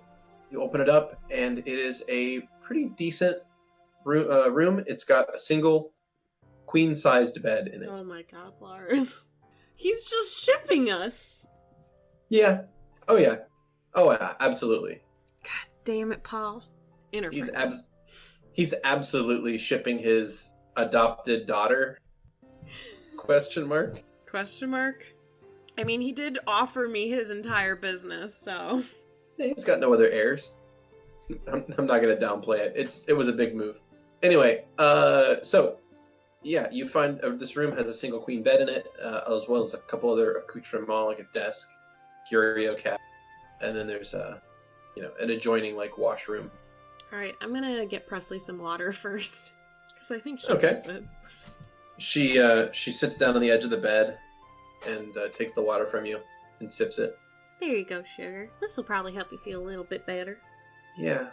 I've had water from lots of different parts of the continent, and none of it quite tastes like the water from here. I think it's because of the swamp. There's a swamp here? Mm-hmm. There's a swamp. If you go northwest up the river, there's a swamp. Yeah. I guess we kind of passed it. It makes the water taste really clean here. It's like a filter. Weird way to think of it. I suppose I'm not the most educated in sciences, though. Oh, I just heard it from some of the people in the circuit, but I just think the water here tastes nice. She looks embarrassed. I'm glad to have given you some water that you lack. Pringle will go and sit next to her.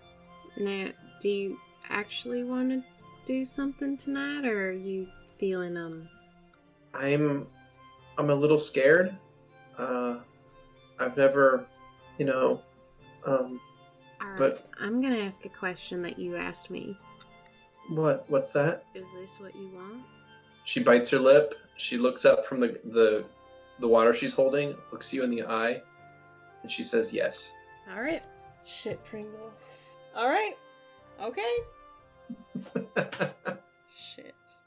Oh, boy. Today's session, you'll be playing as... Moo. Moo. Thank you for inviting me. You're quite welcome. You're welcome. I just have the immediate mental image of Moo being invited onto a late night talk show and just being very awkward the whole time.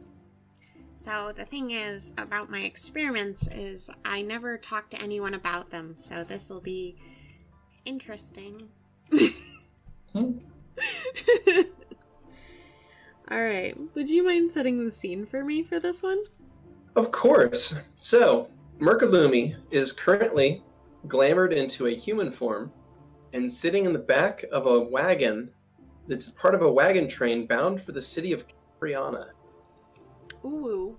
Laying on the floor of the cabin, or of the carriage rather, is a injured and still somewhat comatose Bernie. Something had happened to him recently, and he must have tripped and hit his head because when you found him, he was unconscious in a pool of his own blood with a significant head injury.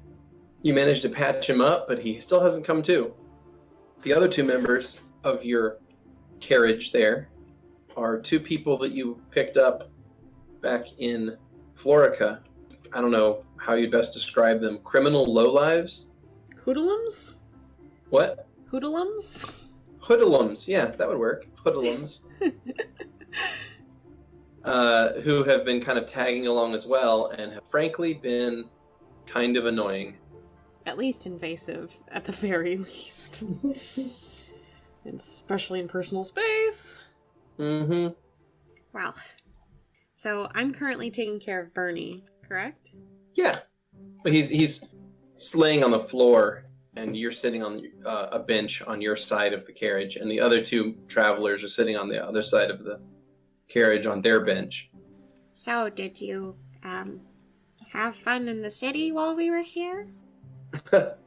Well, you could say that. We tried to, at least. But, boy, these Ruscani folk don't really know how to have a party. I wouldn't The really taller know. person says. They've introduced themselves already, though. I know their names. Yeah. So, Bog mentions that Ruscani appears to be a terribly boring place. Well, I mean, boring's really based on opinion, so that would be your opinion on that place, but you never know. Sure, yeah, okay, I'll rephrase. In my opinion, Ruscani is a boring place full of humorless people. I don't know about the people, but the wildlife was fascinating. I mean, this looks like a bunch of trees and grass to me. Oh, but look at what I found. And Moose starts fucking taking out a bunch of shit out of their bag. I was kind of gone in the middle of the night a little bit last night-ish, you know. And I was just out looking for all these things. You brought these berries to me yesterday, you. Pador. They're pointing at Pador. Pador nods and goes, yes. And, well, I figured there might be more, so I went out and got some more, wildlife, yes. And do you like berries? I like all sorts of different chemical composites put together. Yes. But the answer. for eating. Pedro's gonna lean over and tap the side of the vial and then point to their mouths. Berries are for eating, not for putting in flasks. Oh, but I can eat them, per se, but this one specifically is for future knowledge that I may need. It's always good to have supplies, right? And Pedor shrugs. Bog says, so these are supplies for making things blow up? Maybe. I mean, I hope so. Or we could mix potions with them, actually. Do you want to see one? Sure, why not? Okay, alright, it's a little bit easier to do the body transforming ones when you have different species, but, gosh, we're all humans here, right? The two people sitting across from you kind of share a quick glance at each other and then look back at you. Yeah. Did I make a mistake and are one of you a Genasi? Because it's hard for me to tell. This is really new for me, this whole other people thing. What do you mean? Where were you before?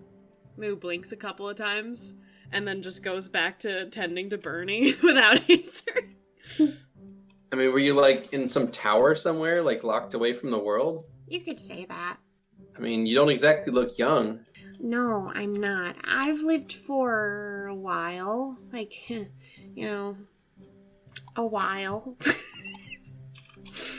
And you just don't deal with people ever? No, not really. I'm usually, I was in a lab most of the time, and people just kind of left me alone because they didn't like me, so I was happy, really. That doesn't seem very right. You don't seem like an unlikable person. Oh, you would be surprised. I am a pain in the butt for most of my family, and I didn't really fit in, but I was really good at what I did, so I was able to exist. Are you an outcast too? I guess now I am, kind of. I don't really think I can go back to where I used to be without severe repercussions. The two people across from you share another look and then look back at you. You're doing that thing. Bog says, "What thing? I don't know what you're talking about." Sorry. It's just me being observant, but you tend to look at each other whenever I say something that might be a little, one might say, off-kilter. That's strange. Yeah, don't know what that would be. Okay. So, think your friend here's ever gonna wake up? I don't really know. Bog says as he kind of like lightly kicks Bernie. Hey, that's not very nice. He helped me get out of a really bad situation. I wasn't trying to hurt him. It's just maybe gonna wake him up a little bit. He'll wake up when he wakes up. He really hit his head. And, well, actually, I might be able to make some smelling salts. That would wake him up. Just a second. And Moo's gonna grab a bunch of, like, different things. The more piney, more abrasive to the nose kind of items they've picked up here. Yeah. All right. Okay. So you get some like tree saps and resins and some salt, and you grind it up together, and you create a little pinch of what you think might work as a smelling salt. All right. So I've never actually applied this. I've only ever made them. This is a bit different than what I've normally made, though. Different materials. Moo, for some reason, is in teacher mode. Okay. I guess I'll just put it in his nose. All right. Make a heal check, please. Okay. I'm sure this will go great. Woo! 5. Okay. So you don't really quite understand how this works, so you just sort of take it and you just kind of shove it into his nostrils. And you like use a finger to kind of like push it deep into his nose. And he kind of like starts to snort and convulse in his unconscious state. Okay, I'll pull it out.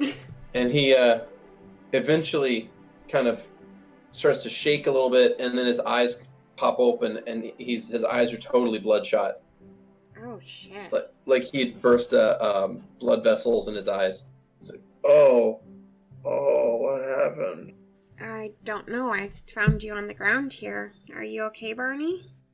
I don't know. I feel like I got run over by a wagon. Were you? What? Well, he blinks a couple times. Your hair. Oh, he settles back to the ground and kind of curls into a fetal position, closes his eyes. I think I need to sleep for a while. That would probably be for the best. But at least I know you're alive. I thought you were dead. Nah, I've seen plenty of dead folks before. He's just out. I suppose I've seen a couple of dead people, too. I mean, I wasn't close enough to them, but I saw it happen. It's pretty terrible. Thought I was gonna die. Not that you actually care about that. I'm sorry. I mean, sounds like that could be an interesting story, and we've got nothing but the road ahead of us. So, regale us in your story. Well, okay.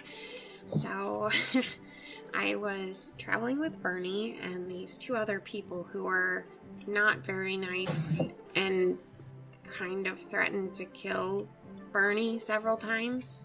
Let's just say Bernie was a bit of a captive at the time. But thanks to some smart thinking on my part, I was able to talk to a caravan, and then I saw them die. Ta-da! You saw them die after you talked to a caravan? Yeah. What do you mean? The caravan saw them and they killed them. So. Why?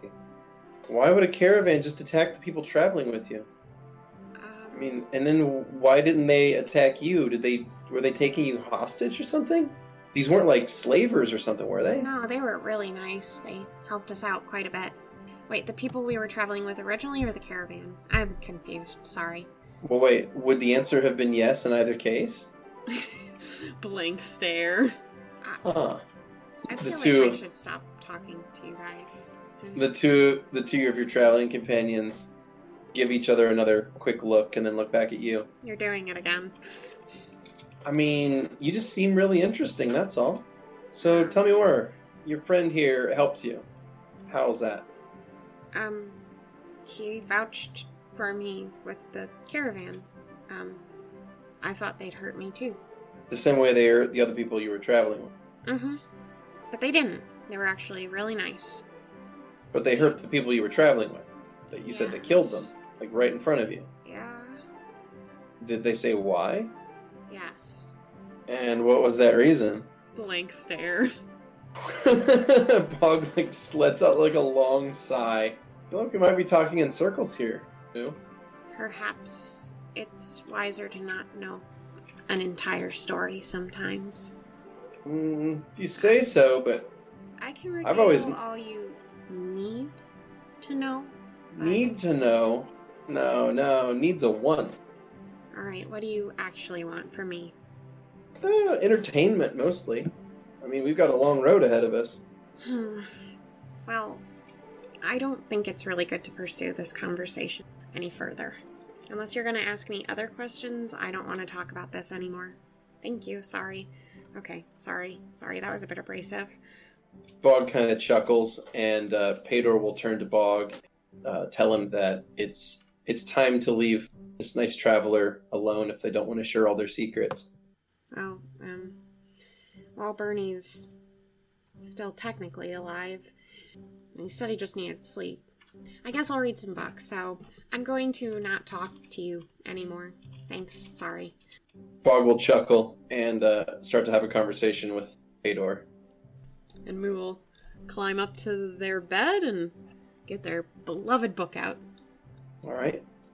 You stretch out on the bench / bed and start reading. What's in it? Tell me. I've been waiting so long to hear what's in this book. So this book appears to be a tome that explains some high-end fundamentals of alchemy. Mm-hmm. It is one of a 5-part set, and it covers like a glossary of terms, lays out chapters, explains some of the fundamental things that are detailed in the other tomes. Mm-hmm. And it definitely seems like more like the primer for the set than an actual data book in its own right. So a lot of what you're finding in here isn't anything that you didn't already know, at least to some degree.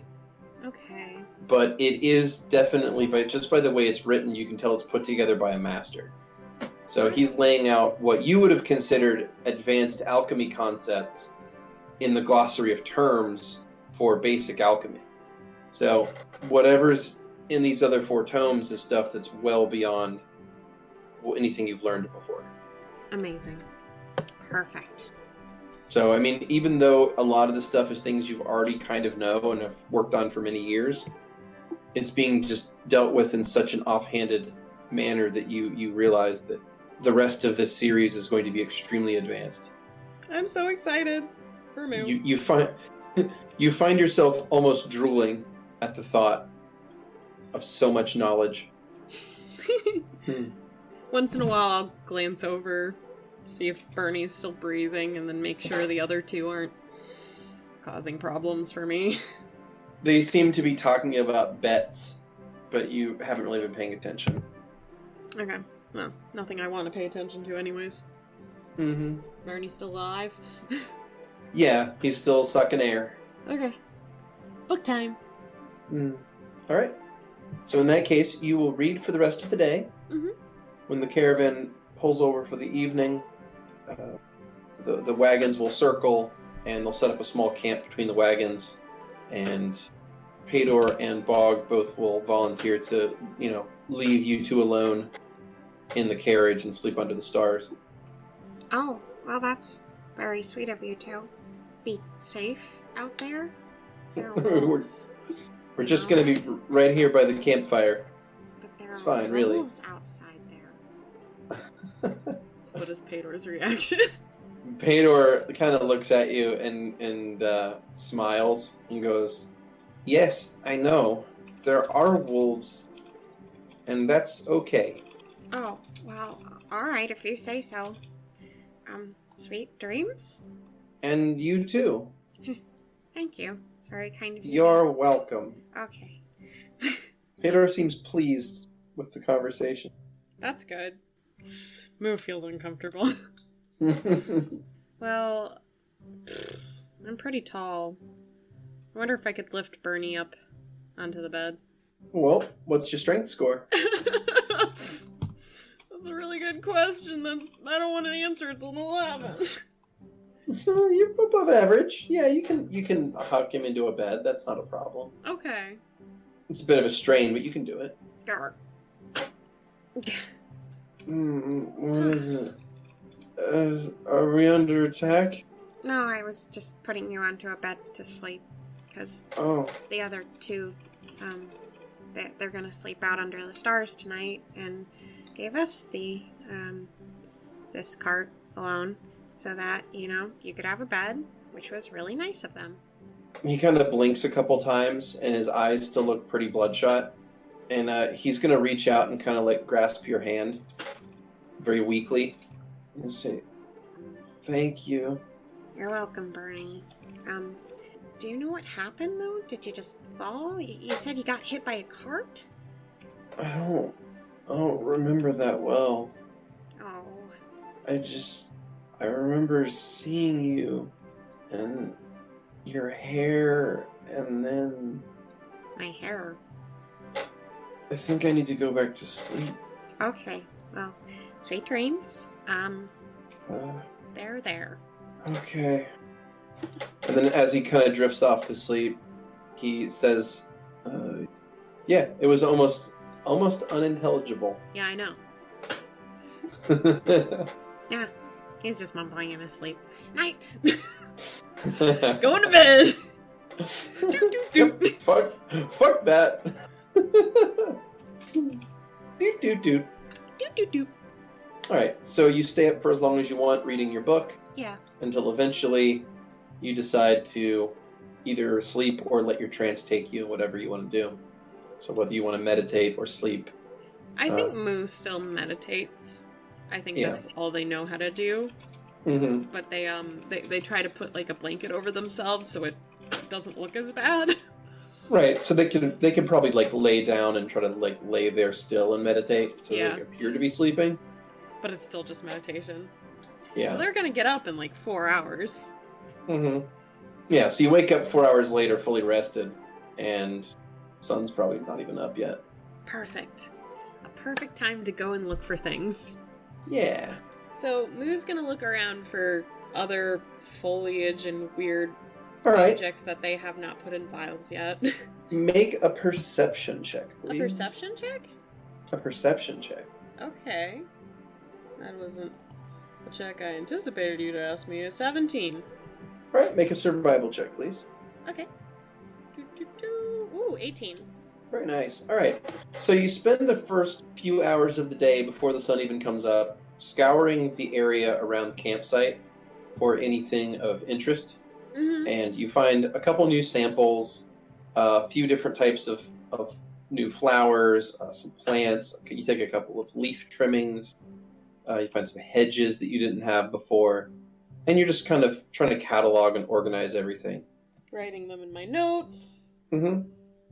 You hear in the distance what sounds like a wolf howl. Oh, no. Moo's gonna try to backtrack. Okay. You backtrack to the camp, and sitting next to the fire, you see Pedor is sitting up with like some furs draped on them. They look over at you and probably hold up an arm to wave. Nervous wave back. Hi. Hello. Did you hear that wolf? Yes. It was kind of scary. Why? Well, I was kind of Do you- bit by a wolf once. Oh. You were bit by a wolf? That's correct. Hmm. On my arm, and, well, in my panic, I snapped its neck. Wow. I have also had to fight wolves. Really? But yes. But wolves only attack people when they are hungry. Well, I guess I was just at the wrong place in the wrong time then. It happens. It is nothing to be ashamed of. Really? Hmm? Oh, You shouldn't. You should not hate wolves for them being hungry. okay. It's just nature. Well, you're right. Do you like nature? Quite a bit, actually. I didn't have this much where I used to live, so... Peter looks at you and, pats the ground next to them, which is sitting pretty close to the fire. Yeah. We will kind of awkwardly sit down with their legs up because their legs are fucking long, so when they sit down, they just look wrong. Peter looks very pleased with themselves that you sat down. Alright, yeah, I really like everything up here, upstairs, here, in this area, currently, yes. Eyebrow goes up. Ah. You know, you remind me of myself from years ago. How so? Alone and lost, not having a pack, friends. Oh, friends. I haven't really needed those before. I think you need them now. How would you know? Peter shrugs. I have a feeling. Okay, well, can I ask you a question? Peter thinks about it for a second, and then gives you a very affirmative nod. Yes. How do you make friends? Sometimes making friends is hard, but I had good luck in meeting Bog. You two do seem to get along quite a bit. You look at each other very specifically in weird moments of time. Is that normal for a friendship? Yes, sometimes you can communicate without words. Interesting. Tell me more, that sounds fascinating. It's mostly from knowing the way the other thinks. You can come up with codes or expressions, and the other just knows. Fascinating. It has to do with being Move starts writing notes. very familiar with each other. Okay, so familiarity causes telekinesis with those you're close to. Fascinating. I want to know more. I don't think that's how it works. Well, okay, so you just become a friend with someone, you don't have to do anything? You just know someone and be good to them, and they be good to you, and then the two of you are friends. Okay.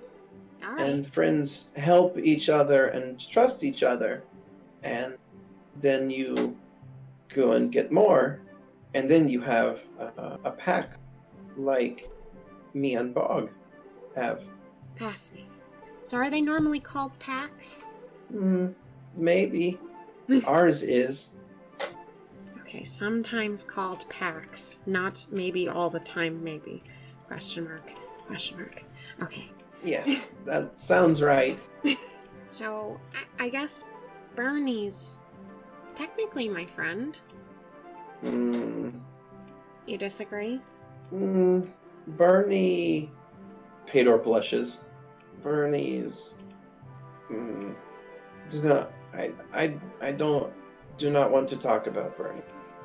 Okay. I'm so sorry. Did he do something? Pedor begins to blush even harder. Maybe. Did he hurt you? No. maybe misunderstandings happened, and that's all. Ding. Did you hurt Bernie? Not exactly, no. I think the carriage hurt Bernie. Did you do a thing that made the carriage hurt Bernie? I kind of embarrassed. Don't worry, I get embarrassed all the time. I really hate human interaction. I can stop if you're uncomfortable, because I get it. Sorry. No, I want to be your friend. So... Want to be my friend? Yes. So, I tell you as friend. Is that easy? We can just say we're friends and that's fine? Pedor holds a hand out. Moo awkwardly touches it. Pedor, grasps your hand firmly and then puts their other hand on top of yours and kind of, shakes it. Oh, okay. Friends. So as a friend, I'm just gonna say I don't like touching people. Sorry. Oh, I'll remember that. Sorry. I did not mean to make you uncomfortable. That's okay. It's just kind of always been that way. I just don't... Contact makes me very uncomfortable, but this safe distance we have currently, I'm okay currently. Until I'm not, and I'll let you know. You may want to talk to Bernie about that, too. Why? He maybe wants to touch as well. Maybe kiss as well. A what? Just be careful around Bernie. He may want to kiss you if you don't like being touched. That is, gross. Thanks for the heads up.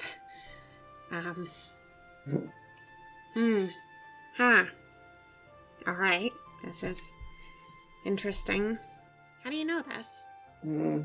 I was coming back into the carriage the other day, and it was dark, and I think Bernie thought that I was you, and he started telling me things about his feelings, and then he kissed me. Ew. Oh, sorry. And I got, scared and pushed and ran away, and then I guess you found Bernie like that. Yeah, he didn't look really good. I was not trying to hurt him. I understand. I feel as though if you actually wanted to hurt someone, I think you could probably kill them. You look very, strong? Yes, I am strong. From living in the woods for a while, and living on the streets for a while, too. You lived in the woods. I don't really know what all of this is up here, but... Trees? No, I meant, what direction? I've never... there's, tiny woods, I think. Did you live in one of those, or...? Oh, no, I lived in large, big woods. Oh. Peter will point to the northwest. Up in Emerald Forest. I miss it sometimes. Are you able to visit? Peter just looks at the ground. No. Not even though you want to go? I was thrown out. Inadvertently kind of understand that. I can't go back to where I was. You can't go home either? No, I'll probably get killed. I understand. Yeah. Well, Pedor, I guess we're friends now. Huh. See, now you have a friend. Thank you. You're welcome. You promise not to touch me, though? Only if you want to be touched. Okay. Yeah, that seems like a good deal, because that's... Sorry, I almost raised my voice a second. Sorry. It's okay. Just maybe don't wake up other people who are still sleeping. Why are you up so early, anyways? I like watching the moon sometimes. Oh, I guess it's still up. I thought maybe you were like me for a second. Hmm? Peter's head will cock to the side. What do you mean? Oh, I sleep. I don't sleep. I meditate. Oh, like elf. Yeah, exactly. Exactly like an elf. You do not smell like an elf. You can smell me? Yes. I can smell lots of things. What do I smell like then? If you don't mind me asking. Sorry, I've never been smelled before, and it's kind of fascinating. You are okay with it? You can get close, but don't touch? Is that okay? Peter will nod and give like a grunt in affirmative. They lean forward and get like a few inches from you and kind of like smell around like your neck hair. You smell like dust and books. Yeah. And like cave dust. I see. That's a very specific nose you have there. Peter will like smile and nod proudly. Yes. I haven't met many humans before, but you're a very interesting one. Yes, I am different, I guess. Okay. But I think you are different too. You can tell? Peter nods. Yes? I thought I was appearing more, normal, but, I guess I'm gonna have to work on that. Oh well. Appearing normal? Was that the wrong thing to say? Maybe? What do you mean? Oh... I'm not supposed to talk about it, or else people might hurt me, I was told. Peter, it like instinctively goes to like hold your hand to reassure you, but stops before they make contact. Says, "We are friends. I would protect you." Thank you. But I'm still not supposed to talk about it. Someone might hear. I mean, I don't know your friend per se very well. And even though we're friends now. Bog is the best. He is okay at lots of things. But very good at trust. Very good at being trustworthy. Well, okay. Can you... Gosh, I've never asked anyone this before, but I know it exists. Can you keep a secret for me? It is what friends do. Okay, I'm not actually a human. Peter just, like, smiles at you. And it's, like, looks like they're trying to stifle laughter. Is it that Yes. obvious? Okay. I'm actually an elf. Peter starts nodding. Okay. Do not smell like any elf I have ever known. Yeah, that's because the other part, I'm guessing the cave part, Blink, blink. Blink, blink. You promised you're my friend and you wouldn't do anything bad to me? I said I will not touch you if it makes you uncomfortable. Okay. I'm a dark elf. Blink, blink. Oh. But, I was told if I tell people, they'd hurt me. So, I'm a human. Well, if we are being honest with each other, Oh, would you show me? Sure, but not out in the open here. Can we... Of course. Let's go to the woods a little bit farther out. Okay. Okay. Peter will nod and stand up. Moo will awkwardly stand up. They always kind of look like they sway a little bit whenever they do that. Like a tree in the wind.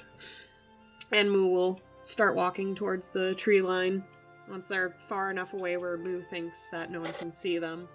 Alright, you promise not to freak out? Mm-hmm. Okay. Promise. Chartreuse. At the uttering of that word, the glamour effect on the ring is suppressed, and you suddenly become a little bit taller, a little bit thinner, your ears return to points, and your skin returns to a deep purple color. Ta-da! You are tall. Oh, yeah, sorry. Moo will start to lean over to try to put their height similar to Pador. Sorry about that. Can I try? What do you mean? Hold still. Okay. Pador's gonna, start walking around you and, looking at you from all angles. And at first you're not sure what's happening, but then you notice that Pador appears to be getting taller somehow. And Pador's skin becomes sort of purplish colored and then eventually matches your own skin tone. Like this? Are you a dark elf too? No. But do I look like one? Yeah. Did I do it right? They got pointy ears? They're a little bit too long, so they kind of flop down. Well, your ears might be a little too long. And Moo will start to reach out and then retract their hand. Sorry. Always too long ears. What helps you make your ears the right size? Doing it right. And then Pador will try to concentrate, and their ears will shorten up and become more pointed. There. How is that? Do they look like dark elf ears, or do they look like high elf ears, or do they look like wood elf ears? They look like wood elf ears that are purple. Your shape's a little off, though. Here. And Moo will kind of lean over, and they actually take Pador's hand and put it on their own ear. Pador seems somewhat uncomfortable because they know how little that Moo likes to be touched. Is this okay? It's currently okay. I want to help you. You're experimenting currently, and any sort of assistance is always important. So look and see how my ears kind of are rounded on the lower end, and then kind of have this smaller rounded tip at the very back, right there. Okay. Pador closes their eyes, and their ears shift slightly and become almost replicas of your own. There you go. Look at that. Perfect. And your hair even matches what a normal dark elf looks like. Really? Most of the time we have white hair. My hair used to be white before experiment failure, but a reminder of my own failures to make better things, because in those failures I learned, so I was able to achieve because of those things. Just like now, you had a bit of a failure a couple of times, but in the end you got it right, which is very good. Thank you. You're welcome. My hair has never been normal color before. Well, right here and now, it is. So, I am normal like this? Well, normal in dark elf standards. But I think everyone just kind of has to make their own version of normal. I can't live up here like this, but I can live up here like this. Chartreuse. And I assume I go back to human form? What would you do if I say you didn't? Scream a little? No, you shrink down a few inches and your ears become blunted like a human. people will kill me if I'm like that, so I have to find a new normal. So Pedor is going to look at you and kind of squint and take on your height and shape and face. As a human? Yes. How do you do that? How do I look? I think you look like me past the white hair. It is how I was born. Pedor, what are you? Pedor kind of shrugs. It's how I have always been. Okay. They called me Changeling. Have I ever read in a book what a changeling is? Yes, actually. You have read in a book what a changeling is, and in fact, the book you were just reading even references changelings to some degree. You're not sure why, but they were in the glossary of terms. Is there anything else I know other than it's in the glossary? It's in the glossary of terms for the book, so it's apparently referenced in the next 4 tomes, but you don't know why. It doesn't say what the significance of a changeling is, but the fact that they're mentioned in itself is kind of strange. Does it explain what it is since it's a glossary term? Yes. Okay. Yeah, that it's a humanoid that's able to shapeshift into different things. Oh, you're in my book. Well, kind of. Just a little bit. Someone wrote about me in your book? Not you specifically, about changelings. Does it say something good? It says you're a shape-shifting humanoid creature. Oh, that is not very informative. No, but I think the next book's in my series, which I'm going to get soon. That's what I'm going... My books that I'm... I am going for books, too. I know. Anyways, they're alchemical books, and it looks like changelings will be involved in the next few novels, so... If you want, I could show you what they say. But only you, because we're friends. Okay, I would like that a lot. Alright, it's a deal. We'll do that. You are a good friend. Thank you. I'm very new at this. You are a natural. Thank you. You are welcome. So, you're a changeling, huh? Fascinating. But keep it secret, okay? Oh, of course, as long as you keep mine secret. Of course, we are friends. Perfect. Well, I think the sun should be up soon, right? Right, DM Daddy? Yeah, the sun is coming on the horizon currently, yes. It is sunrise. We should probably get back to everyone, just so they don't freak out and think we've killed each other. Oh, I better return then. And Pedor kind of shifts back into their normal form. There. How do I look? You look like you. Okay. Let's go. Pedor will nod and follow along. Doot, doot, doot, indeed. Right. You return to the campsite, and you find that people are starting to wake up, milling about a bit. Is there anything you want to do this morning? Is Bog up yet? No. No, okay. Then Moo is going to just go back into the cart and see if Bernie's alive still. Okay. Bernie is unconscious currently. Oh, alright. I'm gonna open my book and see if there's any other mention of changeling past the glossary. Maybe I missed something or overlooked it because that wasn't really the most important thing to me when I was reading it the first time, or second time, or third time. So you reread the part specifically about changelings, and you don't see anything mentioning why they're important, aside from because their ability to change shape is innate. It's believed that things like their flesh and their blood carry special transformative properties if used in potion. Interesting.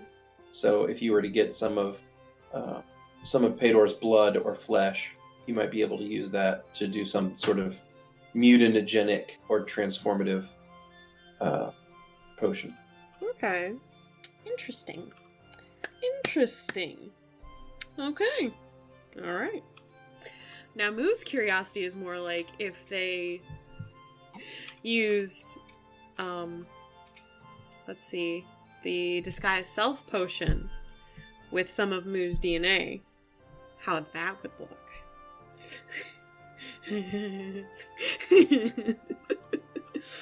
They're a fucking loser. I love them so much. They're just so excited about experiments. Yeah.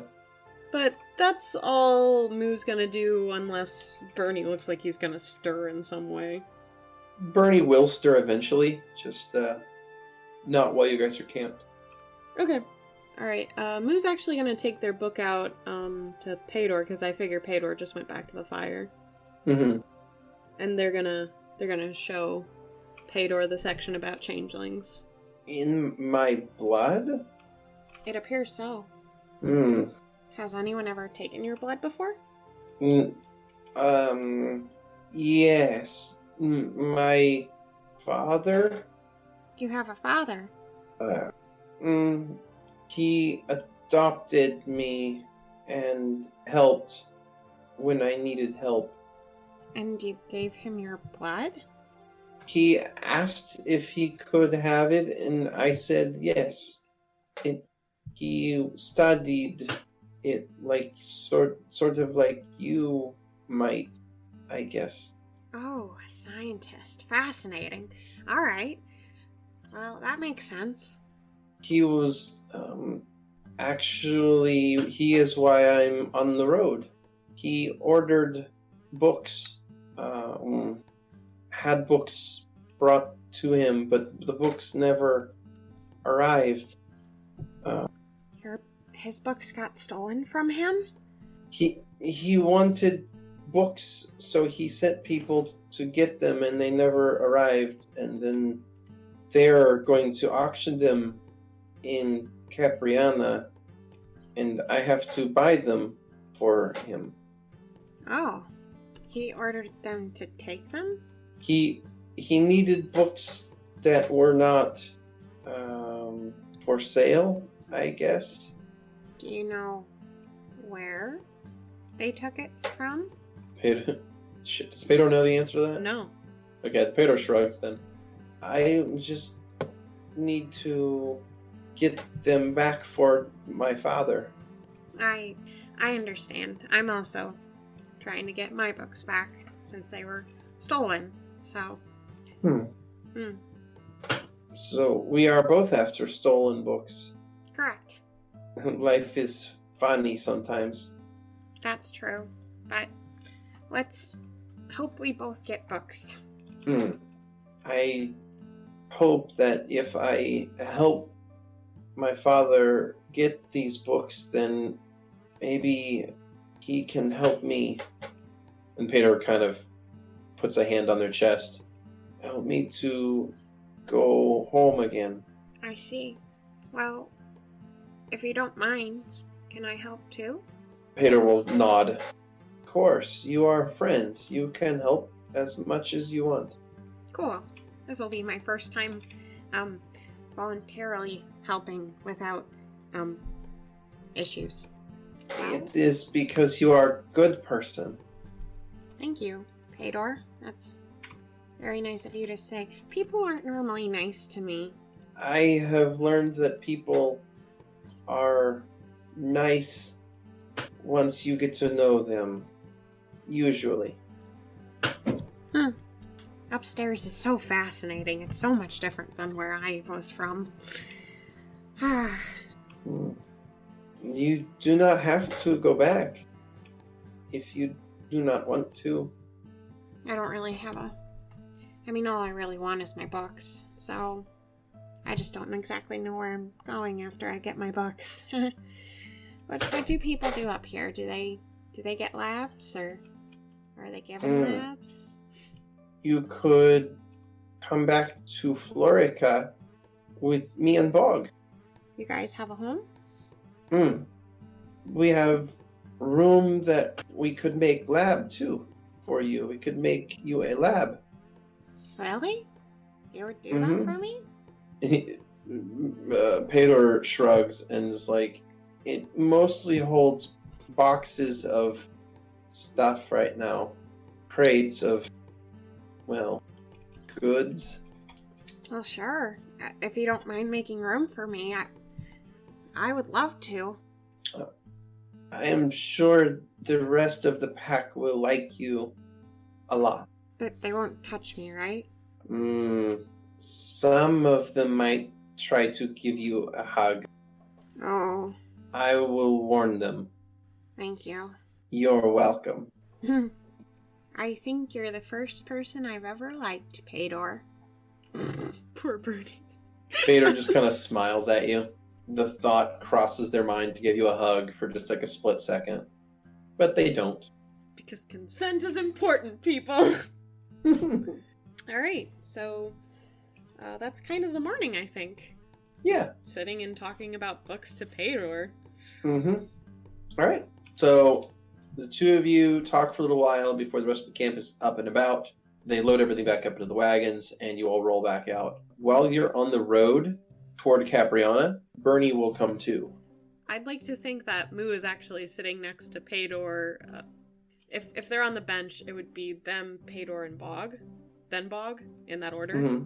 Yeah. Because there's that comfort zone. And they're actually talking to them. So Bernie comes too. Yeah, Bernie comes too, and he like looks around, and he leans up. He's like, oh, I feel like I have a headache that is just a mile wide. Oh, you're up. Good morning, afternoon. What time is it? I don't know, we've been talking for so long. You've been talking? Yeah. Now I know I've hit my head. Pedor's my friend, and I'm kind of, talking to Bog, and I think we'll be friends soon. Sorry, Bog. I'm new to this. No problem. What? I'm dreaming, right? You're making friends? Yeah. Pedor taught me how to make friends. Oh, okay. What happened to your hair? Excuse me? Your hair was white. You were like you, but your hair was white. And light bulb. I don't understand I what think happened. You're hallucinating. What? I But think you had a whole story about an experiment that turned your hair white again. Yeah, that does sound like me, but And then you pushed me? I am not strong enough to push anyone, really, Bernie. I don't understand what happened. Moo side glances at Pedor. Pedor's becoming like white as a sheet. I'm like glancing at you for help. As much as I wish, well, I actually don't wish that I pushed you, but I think maybe one of my chemicals that I've been working on, I found a broken container this morning, so who knows, the fumes might have gotten to you? I guess so. That's really weird. Yeah. You wouldn't happen to have anything to help a headache, would you? Oh, I can try. Could I use Cure Light Wounds as like a headache remedy? Yeah, you could try. Okay. So Moo's gonna mix up Cure Light Wounds. They're actually gonna put mint in it because they found out mint tastes pretty good. Okay. Because most of Moo's chemicals beforehand it tasted god awful. So just want me to roll the heal? Yeah, if you don't mind. Ooh, a 9. All right. Bernie drinks it down, and he kind of like empties the whole vial. Oh. Wow, that was really good. Perhaps too much mint. Oh man, my headache is completely gone. Oh. Moo, you're a miracle worker. He I'm reaches not. up and gives you a hug. Now Moo is looking at Pedor for help. Pedor goes, Bernie, Moo does not like to be touched. And Bernie, like, stops and, like, lets go. Oh, right, sorry. Thanks, Pedor. It is what friends do.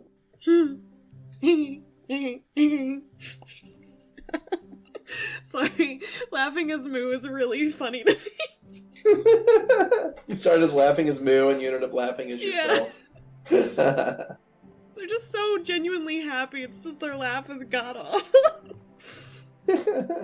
It's not coming through very clearly through the connection we have. It's almost like a Peter Griffin. Anyways. Almost.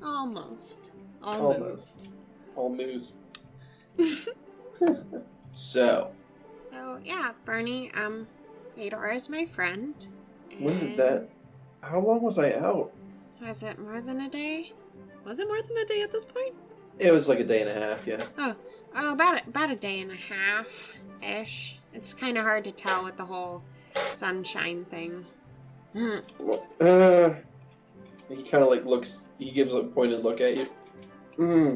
Sorry. What do you...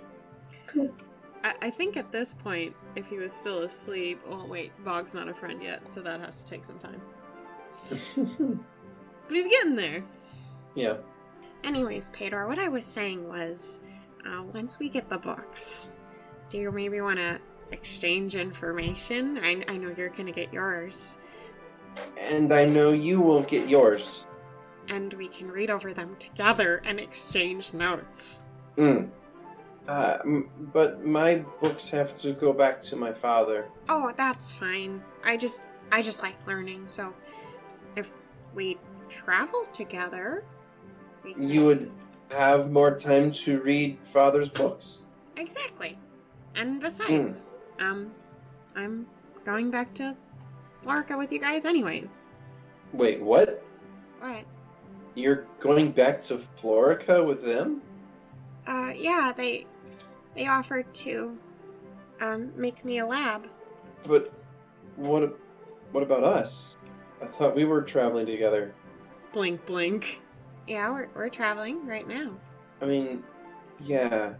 He kind of leans back on his bench where he's sitting by himself, and he just kind of shuts up. Yeah. Moo's like fingers are grasping their pants currently because they don't know what's happening. Have I misinterpreted something, Pedor? I'm not good with the people thing, like we talked. Pedor, like, tries to whisper at Moo. I think it is... Bernie was under false impression of you. But all I've been is transparent. Badly whispering back. Yeah. And maybe he does not pick up on things well. Did you tell him you were not interested in being friends? Oh, I didn't say we couldn't be friends. I just haven't said we're friends yet. If you do not tell him, he might think you are more than friends. Remember, he tried to kiss, well... And Bog can hear everything. That's what I imagine between the two of them. Bog is sitting there, like, their hand covering their mouth, because they'd be smiling otherwise. Oh, okay. So if I just tell him we're friends, that should be fine? And, he tried to kiss you, but right. It was so just maybe... Really say friends, like hard. Let him know that you do not feel that way about him. What way? Like, you say more, but, like, what exactly is more? Sorry. Like, kissing and okay. making love. Wait, what? like kissing and what's being that? like sex. No, seriously, what's that? You are pulling my leg. Moo actually looks up at Bog this time. Bog has not heard any of this. Okay. Okay. I'm not, but we'll talk about it later. I'll do this. Bernie, Yeah, Moo. we're friends, right? I'd like to think so, yeah. Okay, and that's it? I mean, I figured that since, you saved my life and I saved your life, Mm-hmm. and we've been traveling together, that, maybe there was a connection there. A what? Like, can we talk about this not in front of these two? Oh, well, the card's still moving. Okay. So, I kind of felt like, that there was something between us that I felt and that you felt and that, we would, I don't really feel that way about people in general. If I understand what you're saying. Yeah, you said that before, but I mean... Uh-huh. Okay, cool. But I mean, I feel this way about you, so you mean you probably feel it back, right? I'm lost again. Fucking Bog and Pater just sitting next to this.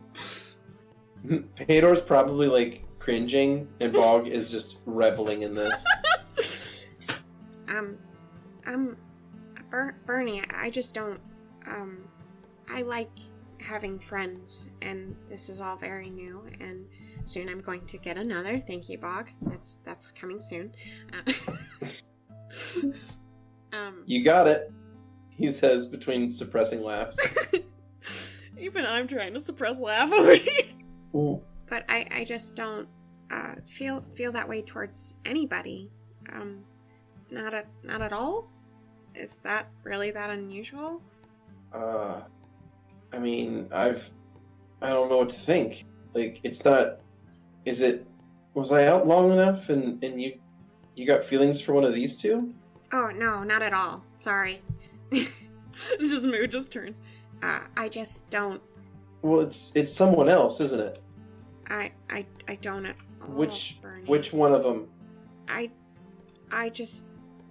only want friends. I don't really feel that way towards people. I don't understand how I could be more transparent. I mean, if I'm gonna get some air. Oh, okay. He stands up shakily and pops out the side of the carriage and walks along next to the caravan. It's kind of like holding on to one of the wagons behind you guys. Okay, that wasn't my best human interaction. No, that was bad.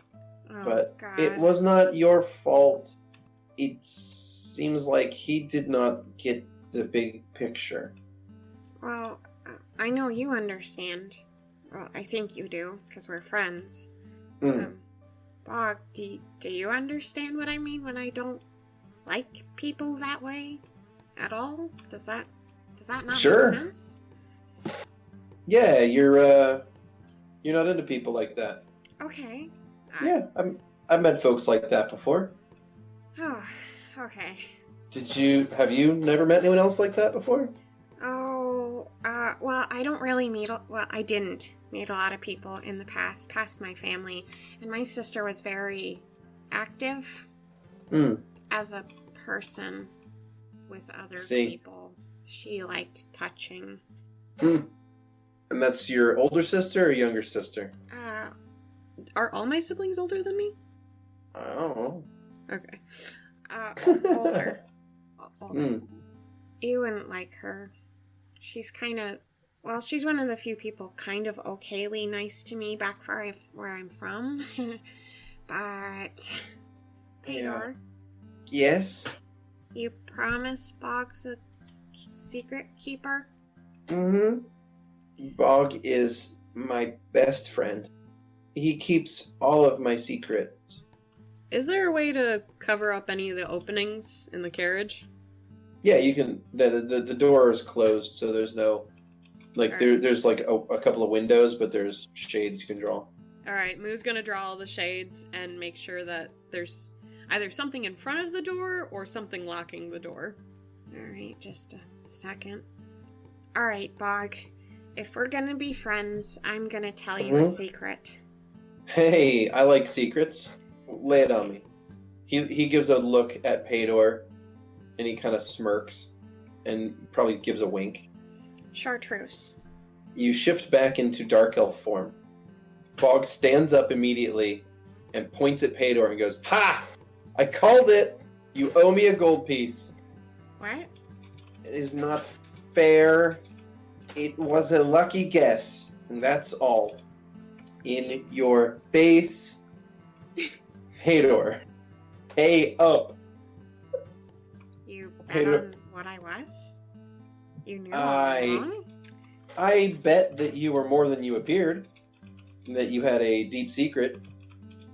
And I think, he kind of makes a gesture of your general personage, I think this counts. Yep, no, I'm sure this counts. Pay up, Paydor. Come on. Okay, well, alright. But you're not afraid of me? I was told that people would be afraid of me. No, you're like a mouse. What are you talking about? You're harmless. I'm really tall for a mouse. Yeah, it's more of a personality thing. It's fine. Oh, You're fine. my personality trait is a mouse. Fascinating. Can you tell me more? Well, you're just kind of, timid and reserved and shy, and, you're kind of mousy. Alright. Chartreuse. You shift back into a human. Moo will go back to unlocking and undoing the shades again. Paydor passes a gold piece to Bog, who bites it in triumph and puts it in his pouch. Are there any... Oh, sorry, Bog. Now that you know my secret, would you like to be friends? Of course. Figure you're already friends anyway. You just hadn't realized it yet. Gosh, this is really complicated. It's the opposite. It's the opposite, Moo. It's super, super simple. I'm not sure, if Bernie's my friend. Yeah, he seems like kind of a prick. Really? I mean, kinda, yeah.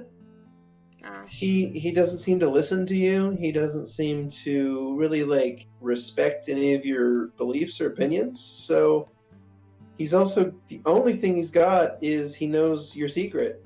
And if you don't trust him, that makes him kind of dangerous. Moo's eyes kind of widen. Oh. I hadn't thought of that. I mean, if he suddenly decides to tell somebody in the caravan of your secret because he thought that you guys were together, and now that you're not, I mean, he shrugs. I don't know. Hard swallow. I'm no expert on these matters, but, depending on how tore up he is, emotionally, he might tell one of these people to get back at you. It doesn't seem like that's something that's above this dude. How exactly do your laws work of killing people again? Well, it's generally frowned upon. Oh, but they killed my associates. Yeah, were they dark elves? Yeah. Pretty much fair game there. Oh. That's Yeah. not fair. Well, I mean, tell that to the slave pits that I hear about. Right. That is a thing, actually. Bernie was a slave. Just so you know. Yeah, that checks out. Well, you guys are my friends, right? Can you help me if he, goes bad, The two of them look at each other and look back at you. We will kick his ass if he tries something. Really? You will? Of course, you are our friend, and we will help you because of that. Oh, thank you, Paydor. You are welcome.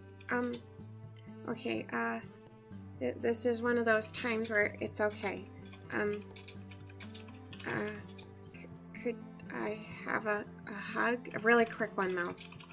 Of course. Would you like me to be me or what else? Oh, no, you're perfect by yourself, Paydor. You be whatever you want to be. Paydor will stand up and give you a quick hug. Having it only last about a half a second before breaking contact, almost immediately. Okay, I did it. Is that okay? Well, I think you seem like a very physical, contacty person, and I thought maybe that would make you happy if I thanked you with a hug. I'm not very good at them, but we're friends, so ta-da! Did it make you happy? I'm happy that I did it with you. Bog snickers. Did I say the wrong thing again? I'm so sorry. No. What did you mean when you said before, when you asked what I meant? Oh, what were we talking about? It was when Paydor brought up sex. Oh, gotcha. And Moo, was blank slated I don't know about... what the hell sex is. Oh, sorry, that's inappropriate language. You do not know? Bog laughs. What? How? What? I don't understand. I'm sorry. You... I've heard the word before. My sis talks about it. Is that what she was doing? Can someone just show me what it's like? Paydor turns white as a sheet, and Bog just starts laughing, right now. Well, or at least explain it. Let me get out my notes just a second. Okay. Sure. Yeah. Let me explain it. When two people like each other a lot. Okay, they have to like each other. What kind of like? Sometimes they just trade favors, and sometimes they just trade money, and sometimes they just get drunk and think it's a good idea at the time. But anyway, in one of those situations, two people can have sex. Okay, and what is the act of sex? Well, it depends on what equipment you've got. I have bombs. You have bombs? Yeah, I have bombs. Yeah, no. This is more like a physical intimacy kind of thing where people touch and, exchange fluids and all that, right? Blink, blink. So, I don't want to be too forward, but I'm guessing, what you've got between your legs there is, probably those female, organs. right? Technically, those would be female, correct? I don't particularly care for them and wish they didn't exist. Well, so what happens is, say, a person with male organs was to have sex, then they would insert themselves into that. Ew. And deposit, Ew. And they would leave some stuff behind, and then you would have kids. Who puts their hands on their ears? No. I don't want to hear it anymore. Actually, it's quite gross. I don't like this experiment at all. You asked. I was just trying to explain it in the only terms that I know. Moo looks like a sad puppy. Great job, Bug. You have scared them. No, I don't think I want to do that ever in my life. No, thank you. Well, it's not for everybody, but, heck, you can just ask Paydor here. They're a real expert. Shut up, Bog. Oh, it's so funny.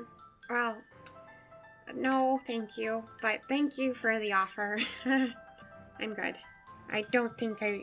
Moo just writes in their notes, do not learn this. Forbidden knowledge. X. Yeah, that's more accurate. Closes book and puts it away. Alright, well that's enough of that, ever, in my life. Yeah, that was pretty fucking gross. Oops, sorry, language. You don't have to watch your language around us if you don't want to. Oh, I just thought that was maybe really improper to talk that way. We are not exactly proper. We say fuck all the time. Alright, fuck. You said it funny. You said it funny. Hey, that is not a nice thing to say. Oh, I'm sorry, Pedor. I was just joking. So, you can kind of be, fakely mean with each other when you're friends? Mm-hmm. Sure can. We can, mess with each other all the time. Interesting. It's all part of being friends. Sometimes that's, that's how people show affection to each other. Oh, I like the verbal affection much more. Yes. Yeah, it definitely seems to be more your speed. Yeah. Should I be concerned about Bernie, though? Well, I mean, like I said, it depends on how he feels about stuff, but he doesn't seem like the most stable dude, and if he decides to turn on you, he could really cause some problems. Especially if you don't trust him to keep your secret. Well, I just never thought about it before, but now I'm really worried. I mean, if you want, we can make him disappear when we get to the next town if we can get him alone. I don't think that's very nice, but... Oh, it's not, but I mean, we'll do it to protect our friend. I actually could just throw him back in the hole where we came from. Of like 10-mile long stare where Moo actually looks a little bit scary for a second. I mean, I'm not big into putting people into slavery, even as like a punishment, so... Oh, sorry, that's just kind of what I grew up around. Yeah. I feel bad how often they die, though. Oh. Yeah. Moo looks okay, though. It's very, what's normal, when you're growing up downstairs. Upstairs is very different. Here, I should say. Yeah. Yeah, it certainly is, huh? People are nicer. Well, some of us are. I mean, we're gonna be. But, I don't know. I'm still worried about that, the dude. I mean, who knows? I'm gonna keep my eye on him, alright? And I'll keep my ears open. Yeah, just make sure you keep them that size. I promise. I think I'm the only one who can say the word, to make it work. Anyways, so, we're good. Well, good. Actually, would you mind trying it? See if it works? Your way? Chartreuse. Nothing happens. Perfect. Alright, we're good. Moo? Yeah. What's up, Pedor? Would you read to me? Really? You want me to read to you? If you don't mind. Yeah, I would like to read to you. Yeah, come here. Pater pops over and sits down next to Moo. Alright. Excitedly looks at the page. Here we go. Moo's gonna start at the fucking beginning. Alright, so here's the table of contents. Oh. So it lays down. Wait, do you know what a table of contents is? I don't know. Mm. You do? Yeah, Father taught me lots about books. He really is an educated person, huh? I'd love to meet him. Anyways. If you travel with me for long enough, I'm sure you will. Perfect. Alright, so here we start at this page right here, and we'll just say advance time from there. Yeah. So the two of them read for a while, and a little while later, you hear some commotion outside, and Bog will kind of get up from his semi-sleeping nap and go, I bet we're here.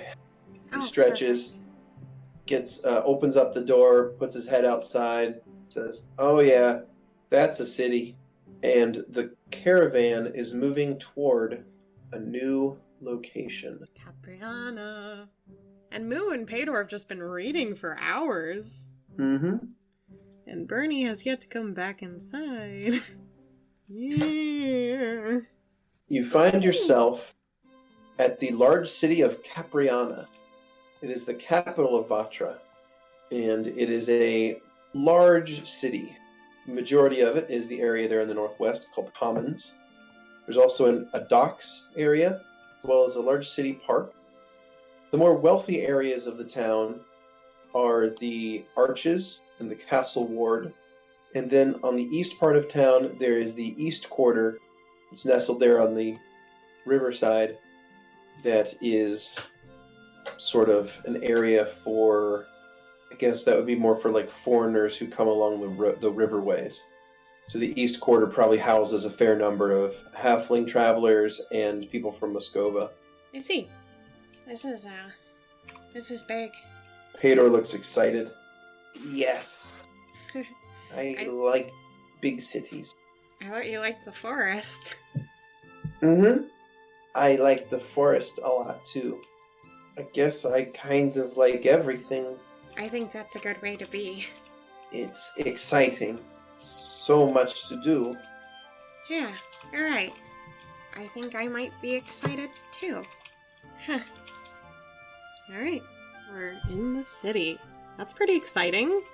Alright, so the caravan moves into Capriana and stops in the area to the southeast of the park in that open forumy area, which is like an outdoor market. Okay. And Pedor goes to ask around a bit, and so does Bog, about where this auction house is, where they need to go to buy these books when that auction is taking place. And you find out that you're not a moment too soon, because the auction is taking place the very next morning. Oh. What? I just wanted to say today. Today! Oh. Well, it could be today. No. Is it going to be today? No. Alright, fuck it, it's today. Okay. Today! Today! Today! Right. The auction's happening tonight at an auction house, which is right nearby. So Pedor is like rushing around to find the credit that Siren told him about that he needed to get in town. So he's going to like a lending house real quick. Okay. So Pedor's going around to get Siren's money, and the rest of you are doing what? Moo's actually gonna stick with Bog currently. Okay. Bog is definitely just kind of walking up and down some roads, like casing the place out. Kind of trying to figure out what the other rival gangs are around here. Kind of paying attention to people that aren't going about their business to be like, oh, okay, this must be these guys' territory. And that must be another gang over there. And Moo's actually looking nervously around because they haven't seen Bernie yet. Bernie will pop around here shortly. And he says, hey. Oh, hi there. Are you doing okay? Yeah, I just, like I said, I needed to clear my head a bit. Walking helped, I think. Oh, Kind of that's good. got my circulation going again, right? I'm glad. You needed it probably, especially after sleeping a day and a half. Probably needed to move. Yeah, for sure. Definitely needed a change. So, where's your other little friend? Oh, Pedor's getting credit from, their guardian friend person. Of course. It's so awkward. So, you guys are gonna buy that book then today? Well, I'm gonna buy my books, and Pedor's gonna buy their books. Hmm. And we're gonna both have books, and then we're gonna exchange information. It'll be great. I'm so excited. Yeah, that sounds like a wild time. It is. After that, he's just gonna kind of stand there in relative silence. Moo's already fucking socially awkward, so this is doing great for them. And Pedor comes back eventually, Oh, Pedor. holding a couple of pieces of parchment rolled together. You're back.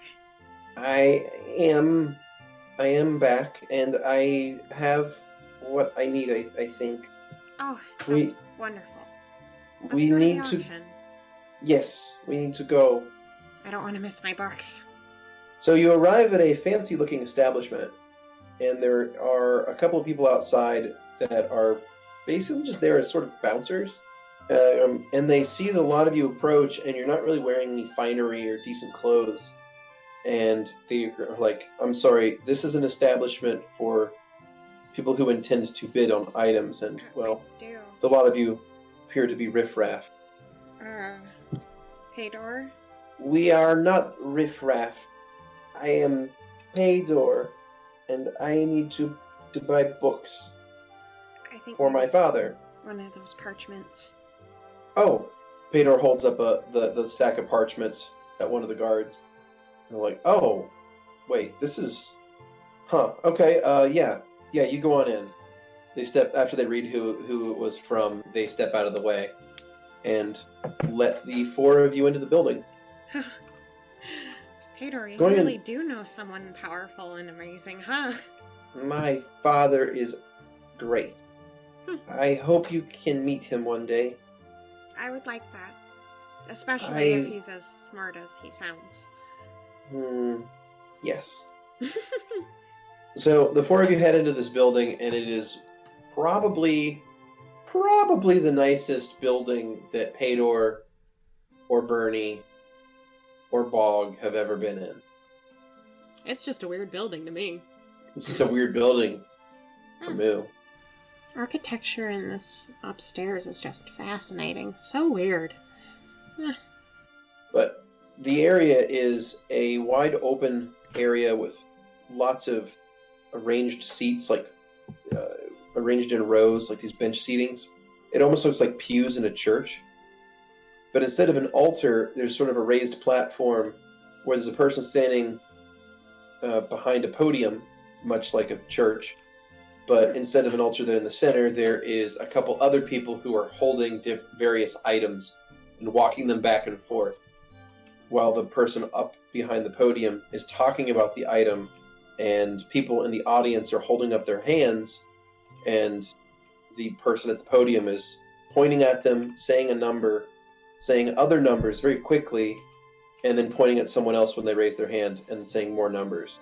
I see. Have any of you ever been to an auction? No. We've got socially awkward and recluse and lived in a forest their whole life. Of course fucking not. So, how do we know? How do we know which one is ours? How do we know which books are up? I mean, did we miss them already?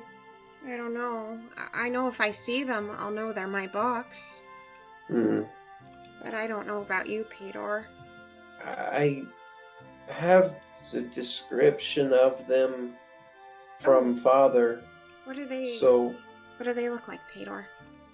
That they are, well, he said that lot numbers. Paydor's trying to remember. And at that, the auctioneer is going to make a loud noise with a hammer and say sold, and then everyone starts to look.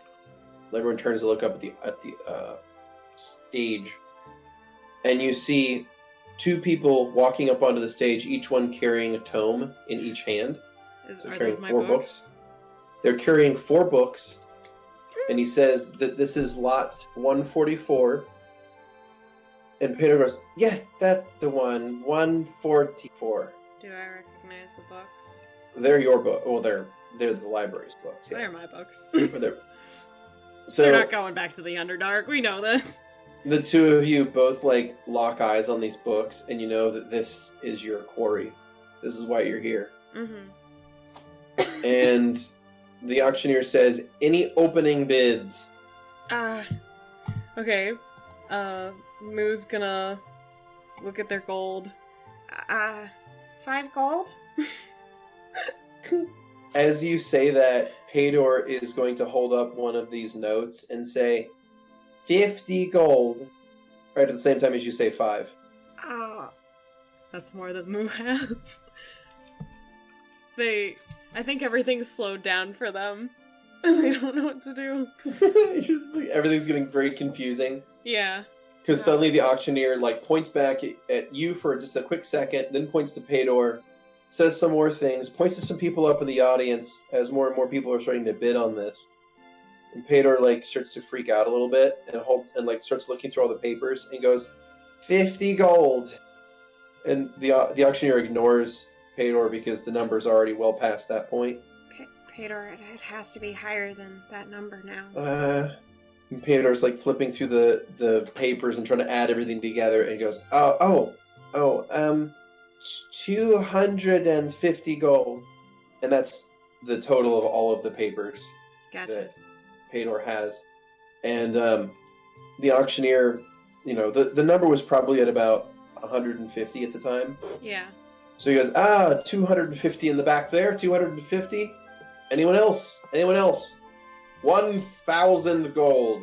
You hear called out from the middle of the room, and everyone kind of like stops, and it kind of there's some like a couple of gasps or just people being like, oh, and the auctioneer goes, 1,000 gold to the gentleman in there in the middle row. Any other takers? Do all of us just kind of look at him? Going once? No, I have to get these books for father. And these are my books. Going twice. Sold! Moo is looking at this person and analyzing every aspect of them. How they walk, what they look like, their clothing style, everything. Although they don't understand really like humans. Right? Is it a human? It is. Okay. They don't really always understand humans, but they're analyzing this in a more of a scientific sense. Cause they're about to bomb fucking someone. Those are my books. So this person stands up, shuffles out from the middle row, walks up to the stage, gets all 4 books in their arm, hands over, like puts down a pouch of gold to one of the attendants, makes their way over toward the exit, and about 4 other people are waiting for this person. They appear to be their personal bodyguards, and this person starts heading toward the exit of the building. We have to follow him. Yes, I need those books for father. Those are my books. Those are father's books. Those are the books that were stolen from me. Those are the books that father had sent for. Well, I'll talk about this later, Pedro. We can't let him get away. And Moo just turns and starts walking. The most brisk walk they have ever had in their life. Alright. Pedro bounds behind you. Bog and Bernie look semi-confused, but are also following you. And that is where we're going to call it a night. Ah! Okay. Man. I thought Pedro had it. Yeah. Damn it. But we just finished chapter 3. So that's pretty cool. But wait, is it chapter 4? What chapter? This was chapter 4. Oh. We just finished. Yeah. Gotcha. So that's cool. That is cool.